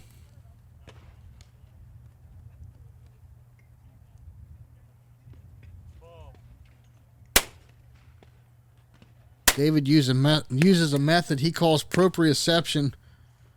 I tease him all the time, tell him he just found the word in the dictionary and ran with it, but he's got some actual facts and some neurology facts behind it, and it's something that he's been working on now for a few years, and obviously it's put him up close. See how he can run it out here. I remember when David tried this new method out. I think I was shooting with him, not the first time he tried it out, but he was using the same method. And I thought to myself, what in the world is he doing?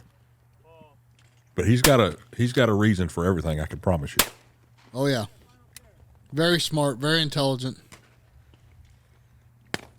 He just needs somebody to put a schedule together for him. He'd be all right. And a phone.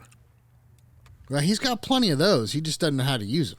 That's what I meant. You know, I got a text today, Jason, that said, "Are all shooters the same?" I said, "What do you mean?" He said, "Nobody answers the phone." Did you tell him try running the podcast and see how bad it is? No, but I should have. I think the guy I do the podcast with, Sean, sums it up best. It's kind of like herding cats. Yeah, I know exactly what you mean when you say that.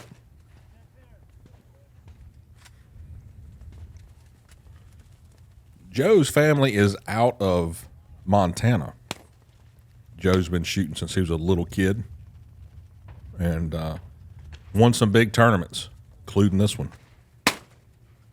Yeah, they actually managed Quail Creek Ranch down in Florida for, several years, wasn't it, Justin?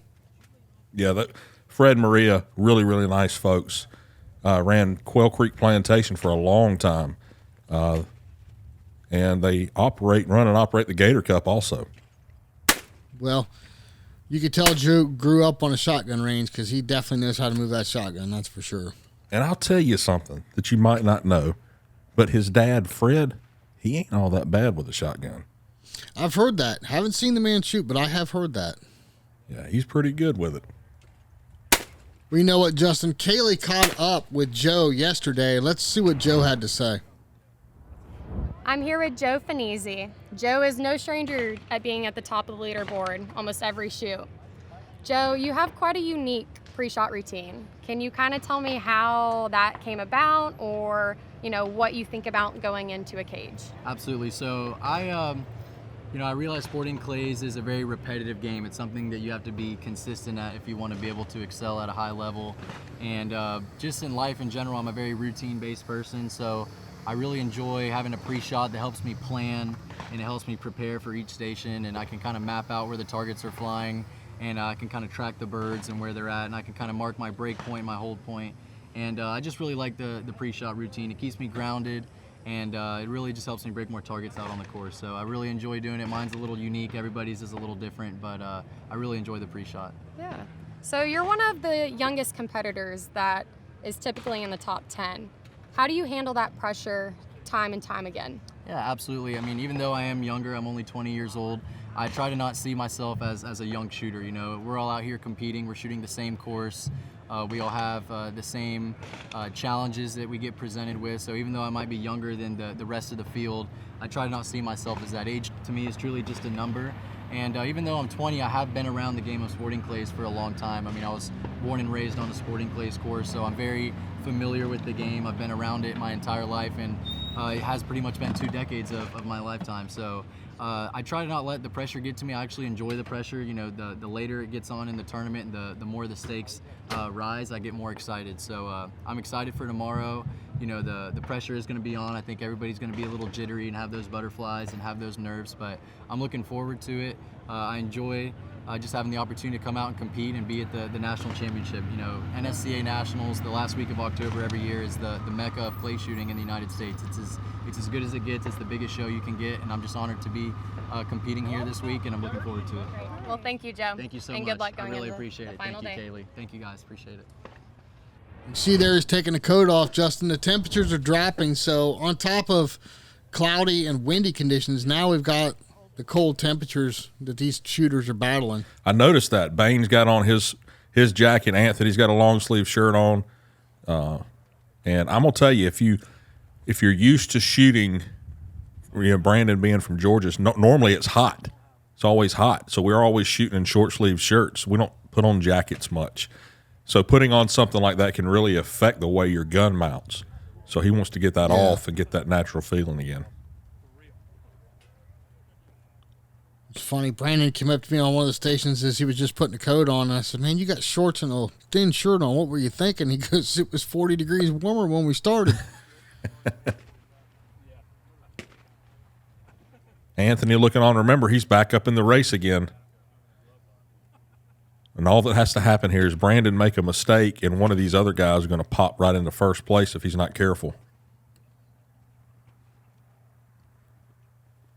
Yeah, this is where a guy like you or I, Justin, would just flat buckle. Yeah, I'd be sitting in the truck right now because it was cold. I was talking about the pressure of the shooting, not the temperature. Oh, okay.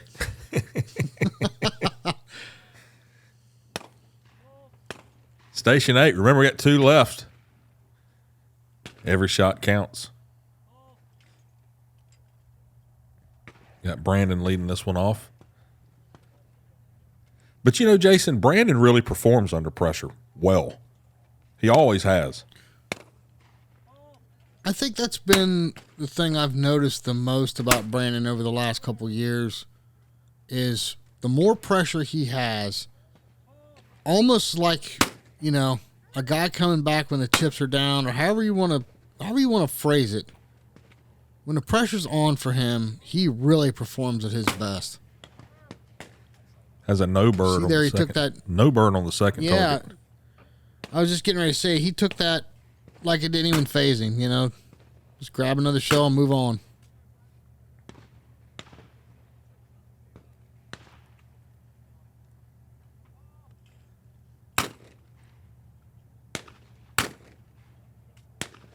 Walks out, and Anthony walks in.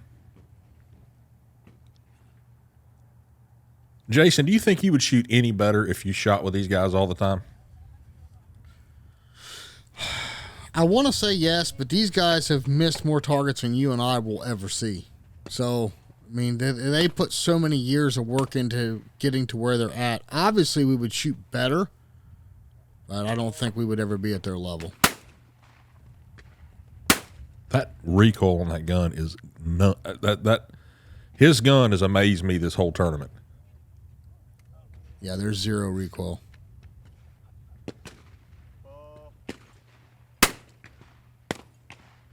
Do you know if Anthony went down to the 1 ounce, or is he still shooting ounce and 8? He started shooting 1 ounce 100% of the time. I believe it was the beginning of last year. So yeah, he's been shooting 1 ounce 1290s.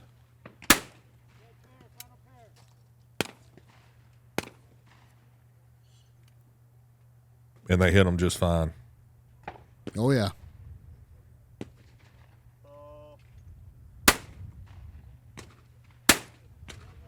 Out with 8. Anthony runs the station.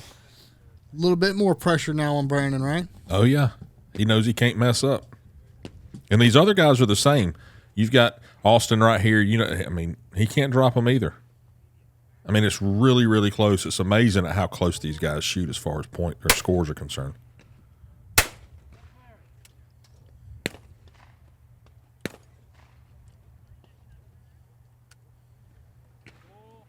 You know what's cool, though? You asked about shooting with these guys.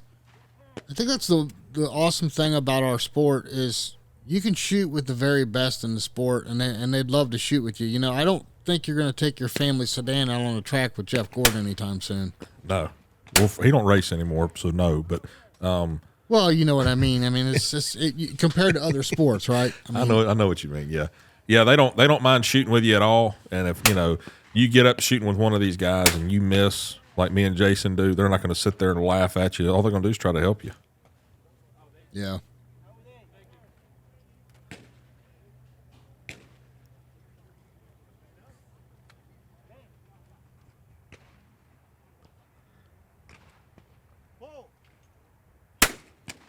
Anybody watching this that's interested in getting into this sport, there's several different avenues.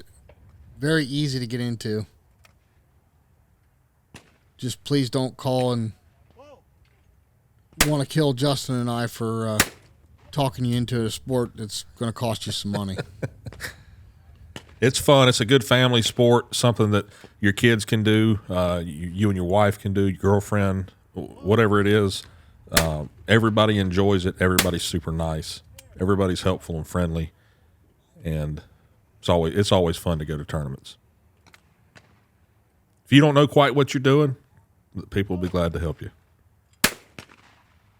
A lot of great people. I don't think you'll meet a finer group of people in any other sport.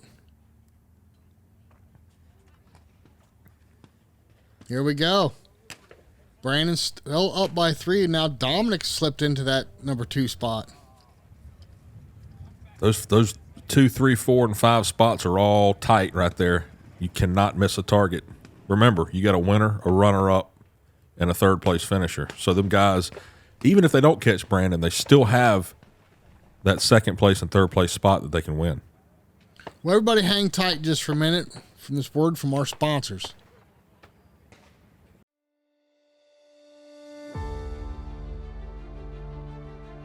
Hi, I'm Sean Mainland, president of Kohler Arms, here to talk to you guys about the ring program for the NSCA.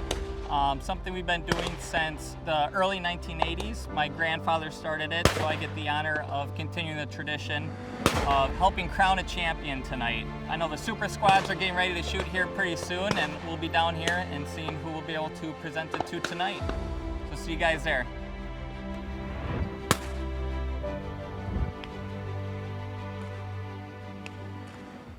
We're back here with everybody's favorite uncle, Uncle Bill McGuire. Bill from Tennessee. Bill's a big fisherman, but he's a big shooter also. And Bill has been around the sport for a while and won a ton of tournaments. He's a blazer shooter and one of the nicest guys in the sport. Absolutely. Always friendly, always got a smile on his face. Look at him there. Super helpful. Bill does some clinics down here in Georgia, and the reviews that he gets on how fun people have and what they learn is just unbelievable. Jacob Cameron. I actually shot with Jacob my first trip to the Nationals, and what an outstanding young man. Very friendly, very polite, very respectful. Texas boy, super nice kid, like you said. He's very, very respectful and a pleasant guy to talk to for sure, and a good shooter. Yeah. Oh, absolutely. I think he actually won the 5-stand HOA that year.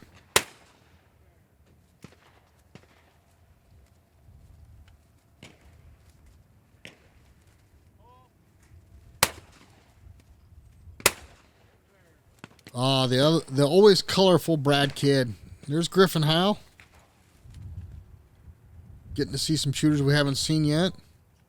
Remember, there's 80 folks out here, 80 people. And Brad Kidd Jr. is one of them, and also a national champion with a very colorful gun there, I see. And a glove. Did he just get finished playing golf? Well, it's either that or he was doing the moonwalk or something. I don't know. Brad's been overseas this year shooting. Every time there's a big tournament, you will see Brad there. He's definitely one that can win some tournaments. Zoli shooter. Shot Zoli for a long time. I could have swore he just got a new stock on that gun.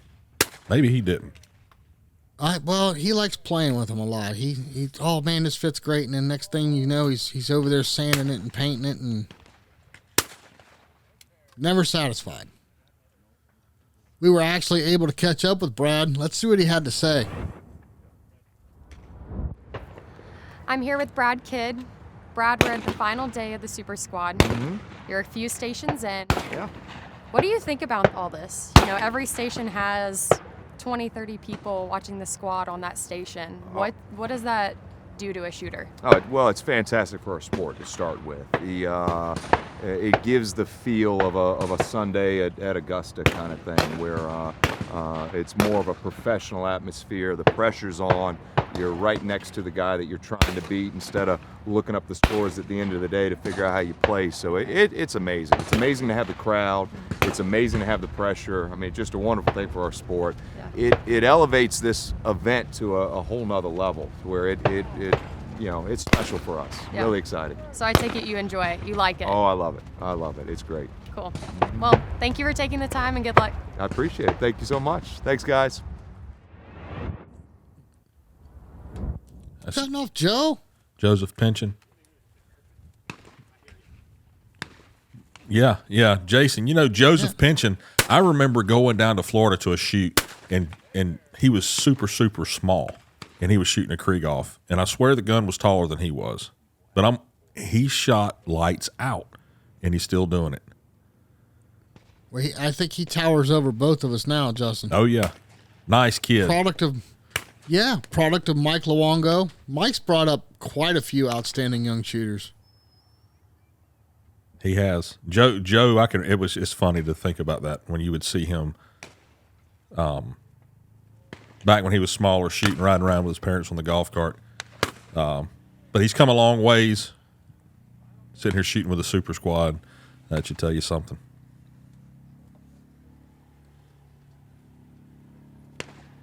Yeah, Joe's another outstanding young man. That's the great thing about this sport is the kids that are coming up through the sport I haven't met one yet that has been, disrespectful or rude or anything. I mean, all these kids are just so polite, so respectful. I guess it's just the way the environment creates them. Look at this. Karen Miles has tightened this up within one target of Madison Sharp.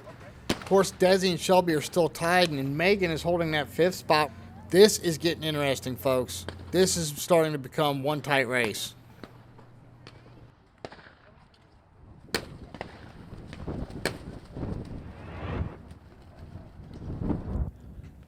Ryan Harper exits, and Jonathan enters.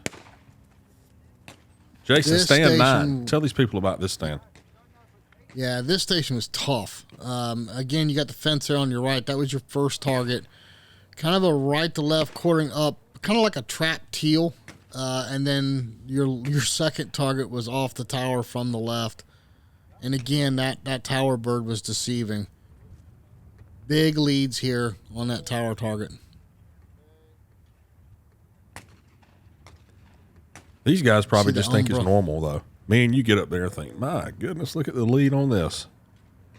Well, especially a big tower bird like this. I mean, I know I've commented on the wind several times, but a big tower bird like that, it's really going to play tricks with it. And I saw some drops right here at this station.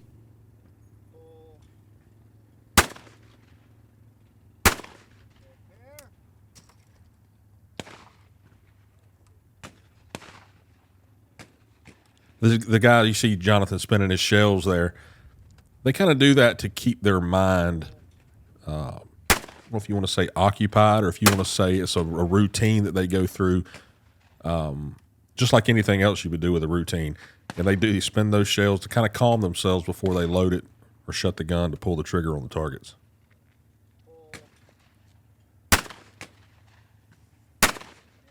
Yeah, it's definitely a way to give your conscious mind something to do.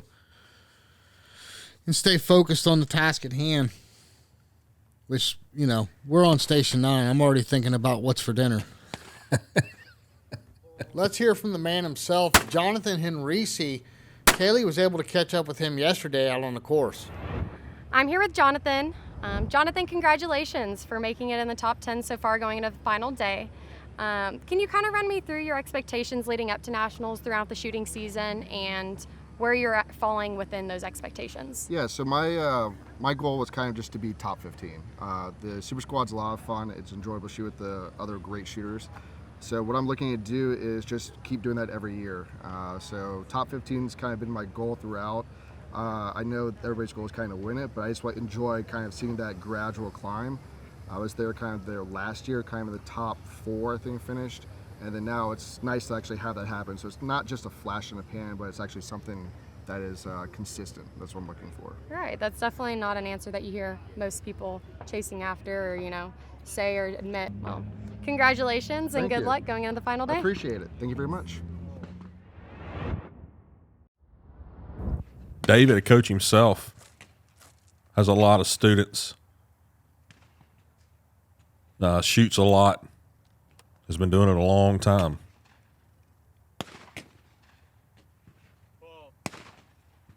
Wow. Again, David just dropped that tower target.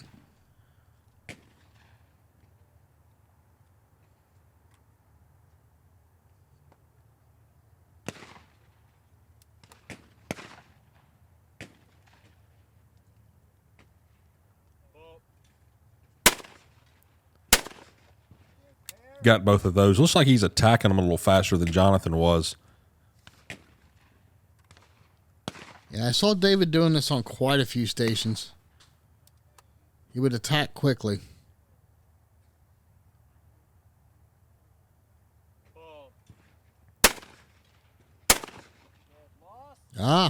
Dropped it again. That's not like David. He don't drop a lot of targets. No. But you can't get frustrated in this situation. Like we said, every target counts.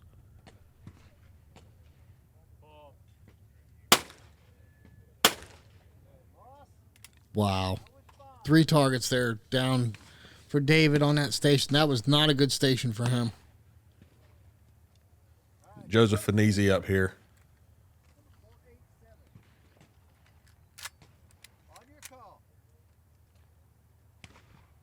Remember, a prior national champion 2 years ago.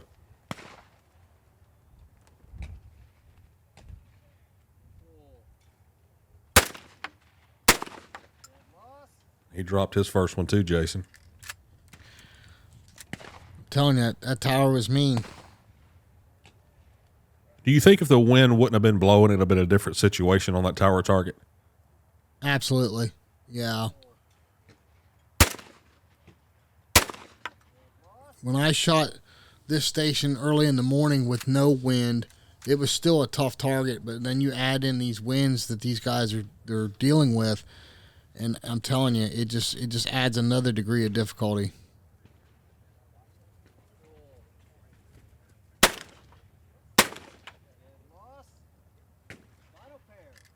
Not a good station for Joe either. And this right here is what can remember the leaders are coming up to this station right here. So this station looks like it could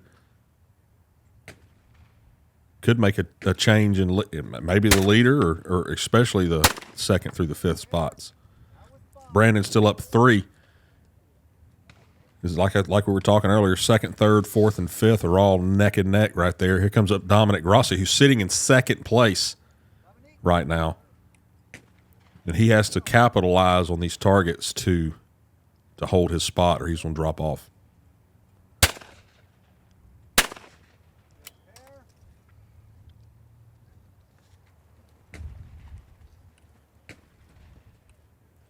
You notice Dominic's another one that his demeanor doesn't seem to change a whole lot from station to station or pair to pair. He's dropped one. Ooh, dropped one there. One there.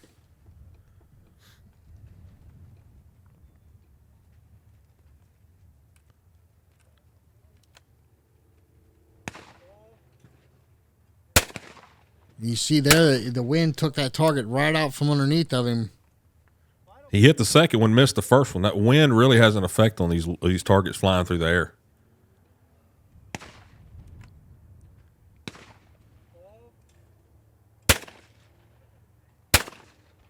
Out with 5. Now, that's going to drop him down, but you remember we've got the rest of the squad to shoot here. Earlier, Kaylee was able to catch up with Dominic. Let's see what he had to say. I'm here with Dominic Grassi. He's been coming to nationals many times. He's from Texas. Dominic, you are soon to be married to Megan Harrington. Can you kind of walk me through the life of two highly competitive shooters and how that plays in y'all's competition just as individuals and what y'all do to kind of encourage each other throughout an event like nationals? Yeah, it's interesting. The super squatting dynamic makes it a little bit different, but when we do shoot together, it's an interesting dynamic because, you know, we're also competing against each other in a lot of respects because she's shooting against HOA as much as I am. So, you know, there's days where she beats me, there's days where I beat her, and a lot of times there's not necessarily a lot of encouragement going on. Sometimes it's just kind of an extra person to kind of compete against and, you know, measure yourself up against during the competition itself, which I think is kind of cool because it keeps us both invested in rounds and make sure that we're both pushing each other to get better all the time. Right. Well, awesome. We wish you the best of luck, and thank you for taking the time. Absolutely. Thank you very much. As the leading squad walks up here to shoot this station where not a lot of people here recently have been hitting the second target coming from that tower. It's going to be interesting to see where the scoreboard lies after this station's over with. See Brandon Powell, the leader, kind of pacing in the background.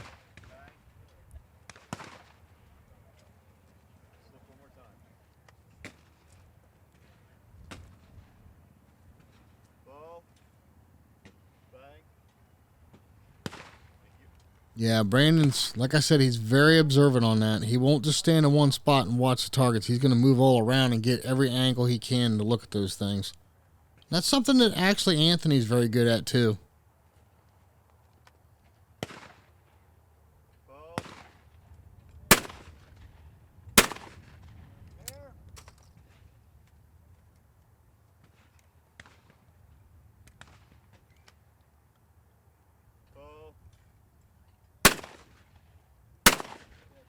Like Anthony's doing okay here.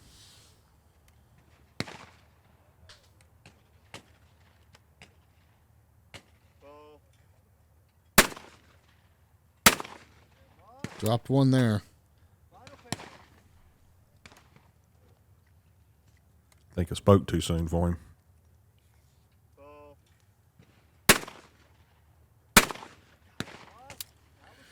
And he drops Not two. happy with that. Ooh.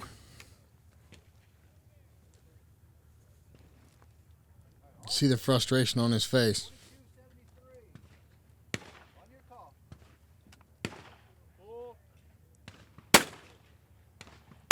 Wow.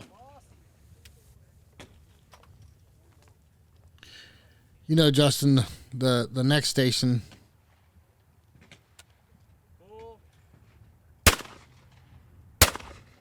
The next station, again, the trap is on that same tower facing the opposite way. I thought was substantially harder than this. Oh, goodness.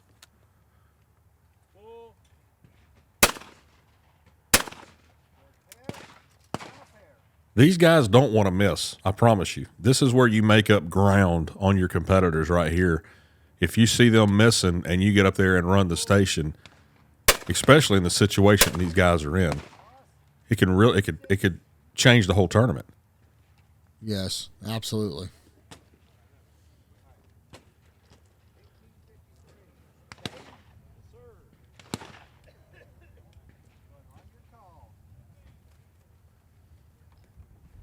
See how Bain handles this station here.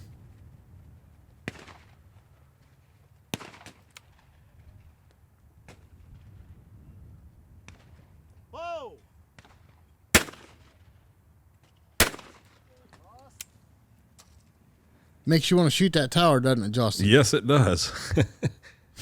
I mean, you've seen people shoot it quick, late, and it seems like the same outcome.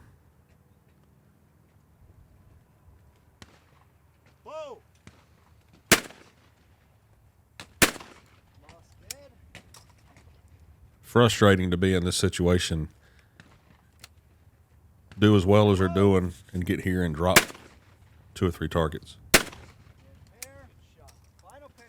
I can assure you Brandon's going to be watching over his shoulder right here on this pair.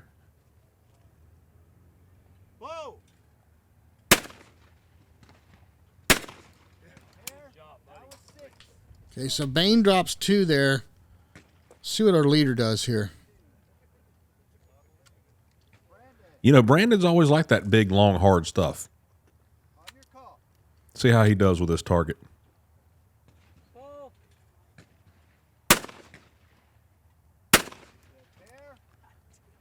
He's smiling.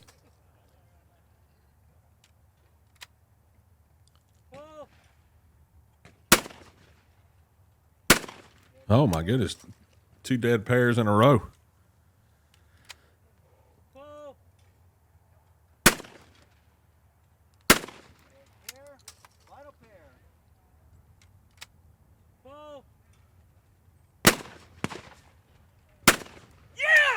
Wow. I'd be excited if I hit all those too, wouldn't you, Jason? Absolutely. The big thing is he just pulled out 2 additional target lead on Dominic. This is incredible. Going into the last station here. I mean, that's the first guy. We watched that station with 2 squads, and he's the first one to run it.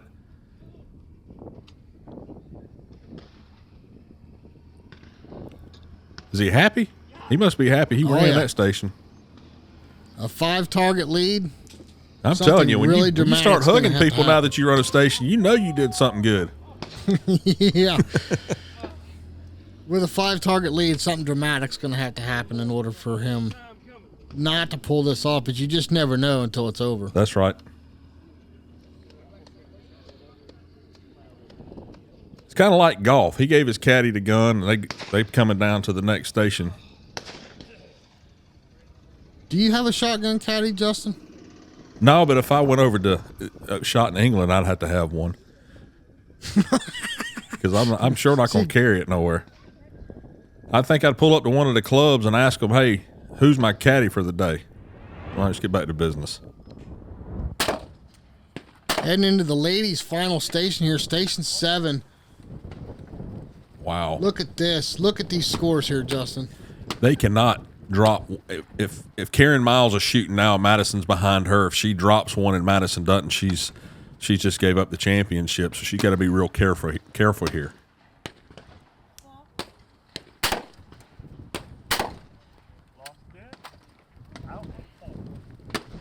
I think you just jinxed her, Justin. Oh. Yeah. I hate I did that. Madison, the leader, is up here. Yeah, this is a really tricky station. She don't have it won yet, that's for sure.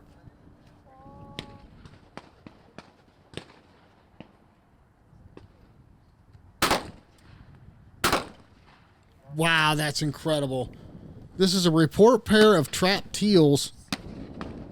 And she is hitting that first target on the way down.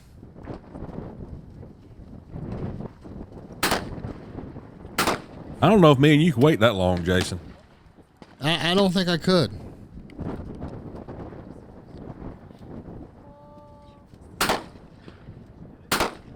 And there she tried to take it on the way up. Look at there. Look at there. She has just bested Karen by 1 target. Unbelievable. The way it looks now, Jason, that's your ladies national champion right there. Well, congratulations to Madison Sharp. That is awesome. I know she's relieved. It's been a cold, windy, wet weekend, and it's over with. And she's a winner. Tears of joy. That's what I look like sometimes, Jason, when I walk off the course. Yeah, but mine aren't tears of joy. Mine's tears of sorrow. And it's a little different. You know? So you've got current national champion now, Madison Sharp, standing next to last year's national champion, Halen Hanks. Halen knows that feeling, I promise you. Oh, yeah.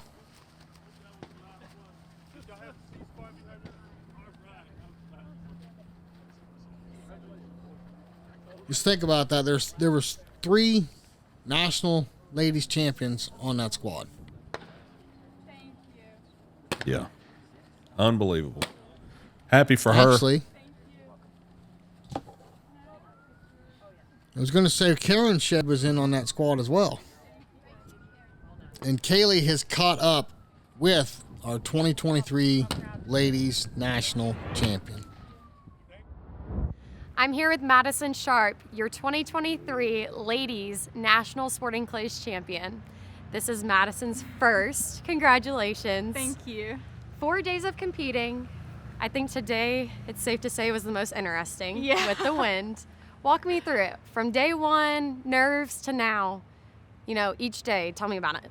Yeah, so this is my 7th nationals competing. It's not about winning it on the first day or the second.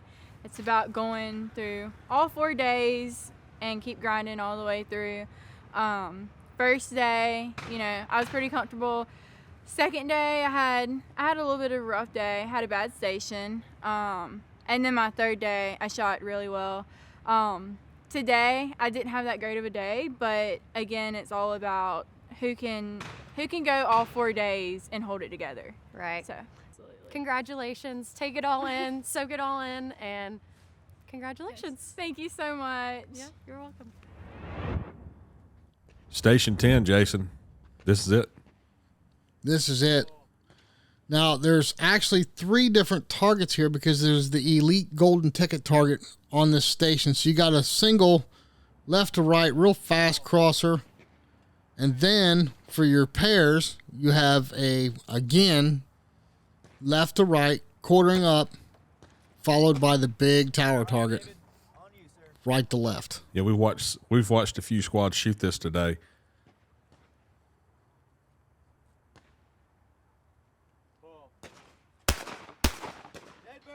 So you get 2 shots at that single target. Now this right to left off the tower is a midi, and it is very fast. And to me, it was harder than what we saw on Station 9.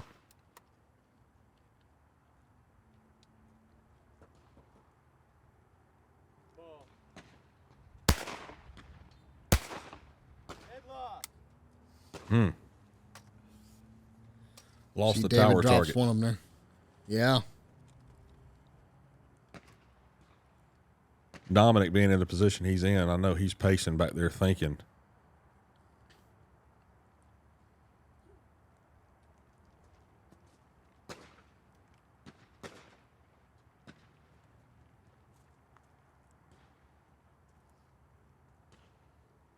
I don't blame him, do you?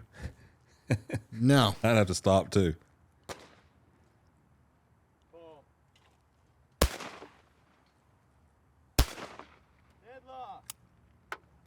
Dropped another tower target.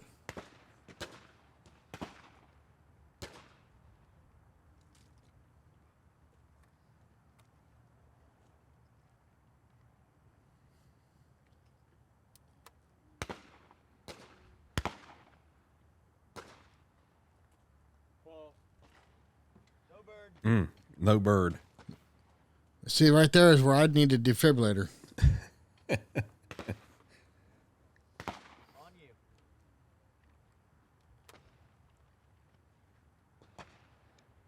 I'd like to give a shout out to the film crew today. They've done a really good job at capturing this for us.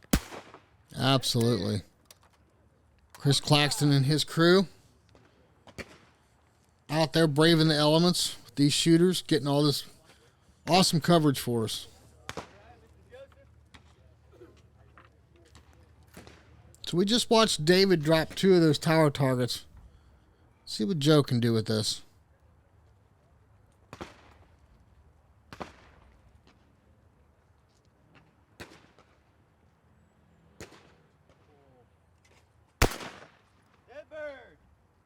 Took care of that single.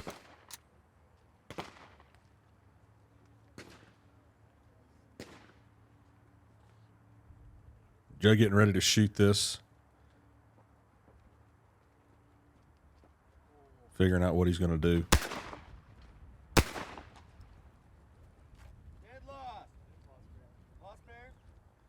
Wow. Wow, check that out. Talk about honesty. Joe turns around and tells him he drops that first target. He didn't hit it, even though he called it as a dead lost.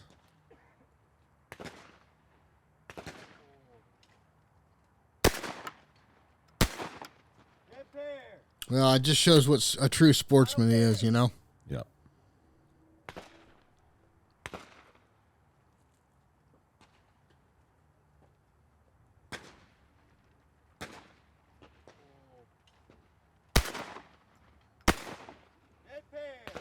Smokes the final pair.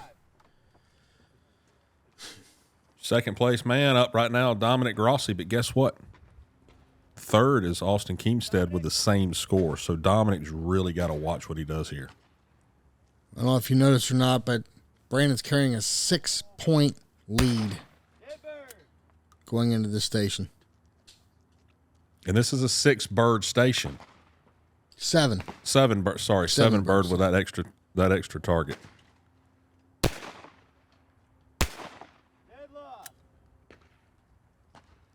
So he could basically hit that single and drop all the pairs and still tie it up.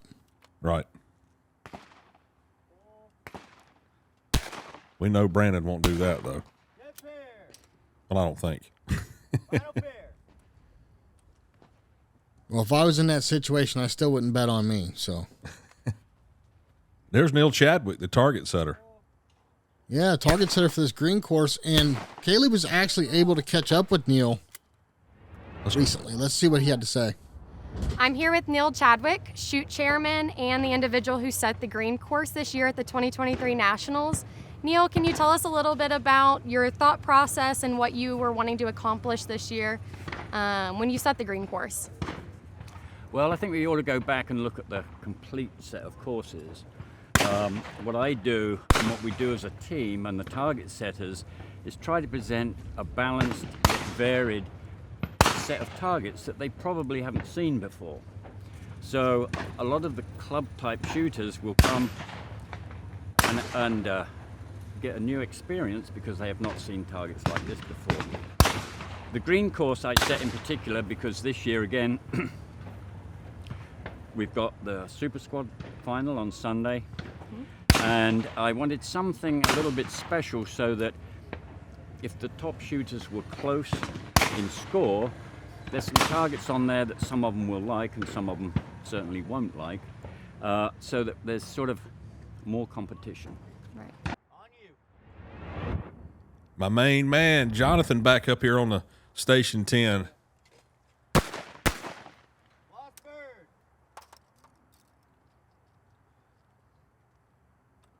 He double taps that one. That's what you do with a single. If you get single and full use of the gun, you can shoot both shells at it.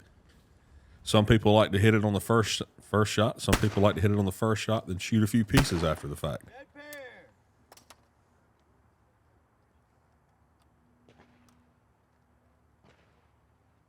Jonathan's another one that you really cannot tell. His demeanor never changes. Yeah.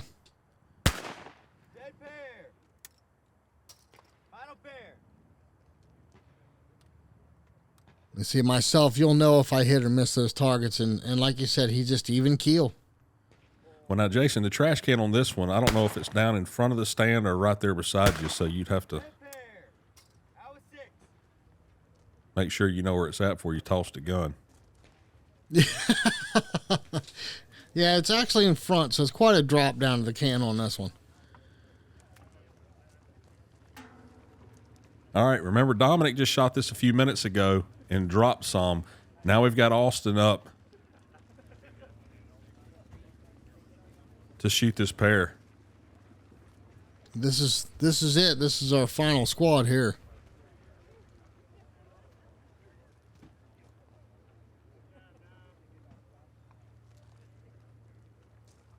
Jonathan putting his gun up, standing next to the photographer for the NSCA, Lefty Ray. He does a good job with the photos. Oh, yeah. For sure. Makes us all look good. He's as good with a camera as Anthony is with a shotgun. Yeah. He just kind of pulls a different trigger. Yeah, he does.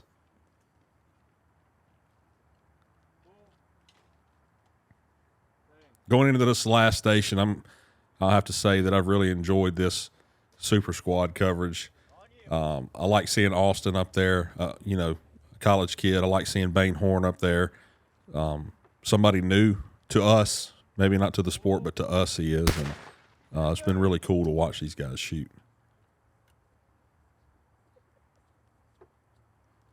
You notice the one person we haven't seen step up there yet? Who? Brandon. He's walking right now. He's pacing. That's right. Be interesting to see what he does on this station.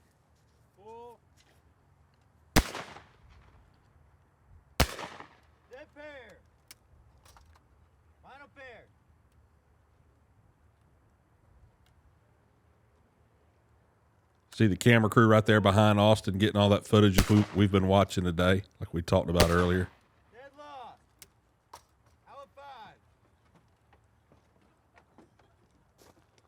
Drops a tower target.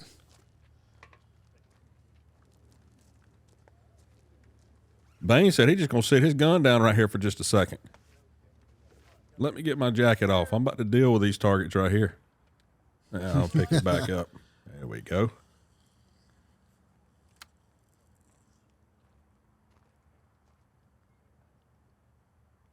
Whoa! Dead bird! Whoa! Deadlock!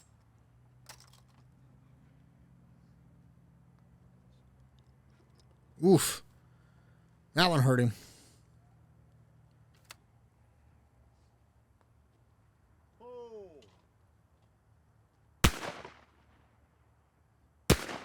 Dead pair!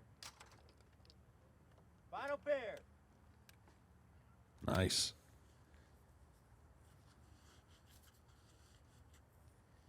Oh.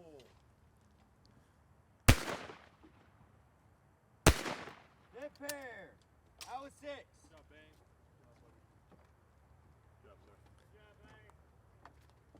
Only dropping one on the station.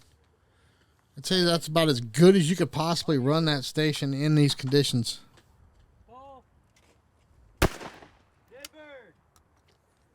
Your leader's stepping up now.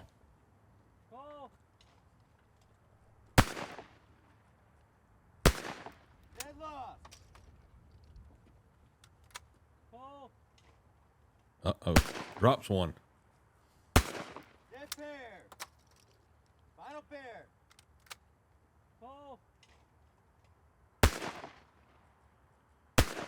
Deadlock! Out with 5. Look at the smile.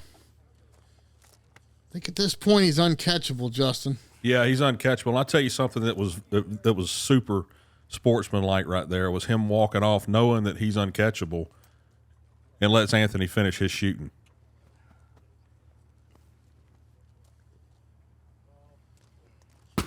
Tell by the emotion. He knows what's setting in. It's starting to set in now what's just happened.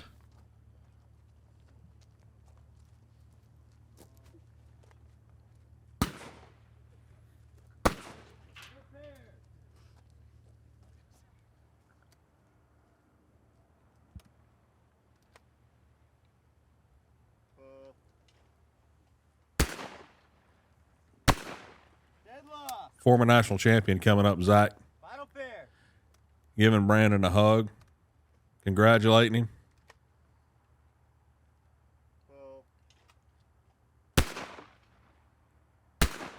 Deadlock! Out with 5.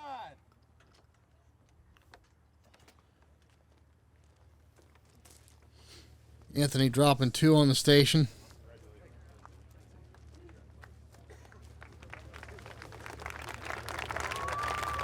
I think that about sums it up, right?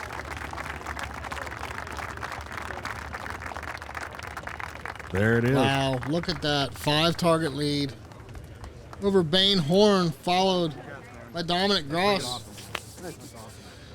What you of course, Austin and Anthony rounding out the top 5. Think about this just for a second. 300 targets total. Brandon drops 13 over 4 days total. 13 targets. And it's the same way with the rest of the guys on that leaderboard. just a slight. I mean, think about that. That's not a lot of targets missed in these conditions over these few days. Very, very, very. A super job by all these guys and women. Yeah, and you're shooting 300 targets over 4 days and only dropping 13 total. That's saying something. I mean, I know people that are just amazing shots that can drop that in one course in one day, let alone over 4 courses in 4 days. Yeah, you and I would have dropped that in probably the first 30 minutes. I was thinking the first 3 stations. So. Thank you, ma'am. So Kaylee caught up with your 2023 National Sporting Clays champion. Thanks, man. Let's see what she has to say about it. 4 days. Each day a little different. Weather, targets, courses. How does today compare to the past 3 days? Well, Sunday's the pressure day. You gotta finish it. It's hard to put 4 solid days together. And after having 6 runner-ups out here, it's been the one that I always thought would get away from me. And I came with the mindset to just shoot and not try to protect any lead if I did get one, and just let it happen, and it did. Yeah. Well, we can clearly see the emotion. Your wife, your kids. What does it mean to have them right there watching you achieve something that you've been after for so long? The most important thing in the world. I mean, it's amazing. Yeah. You work hard, and it's about time, right? Yeah, it's been a long time coming. Yeah. Well, we'll let you enjoy it. Congratulations. Thank you. And hopefully we'll catch up with you and once it all sits in. Thank you. Yep. Congrats. All right, Jason, that's it. The 2023 coverage of the Super Squad is over, and we've crowned a new national champion. I know we had bad weather, but hey, we had a great turnout for the national championship this year. Yeah, this year brought its challenges, that's for sure, but it was intense all the way down to the end. We've crowned a new champion, and I look forward to seeing you again next year, Justin. Yeah, man, we had a good time.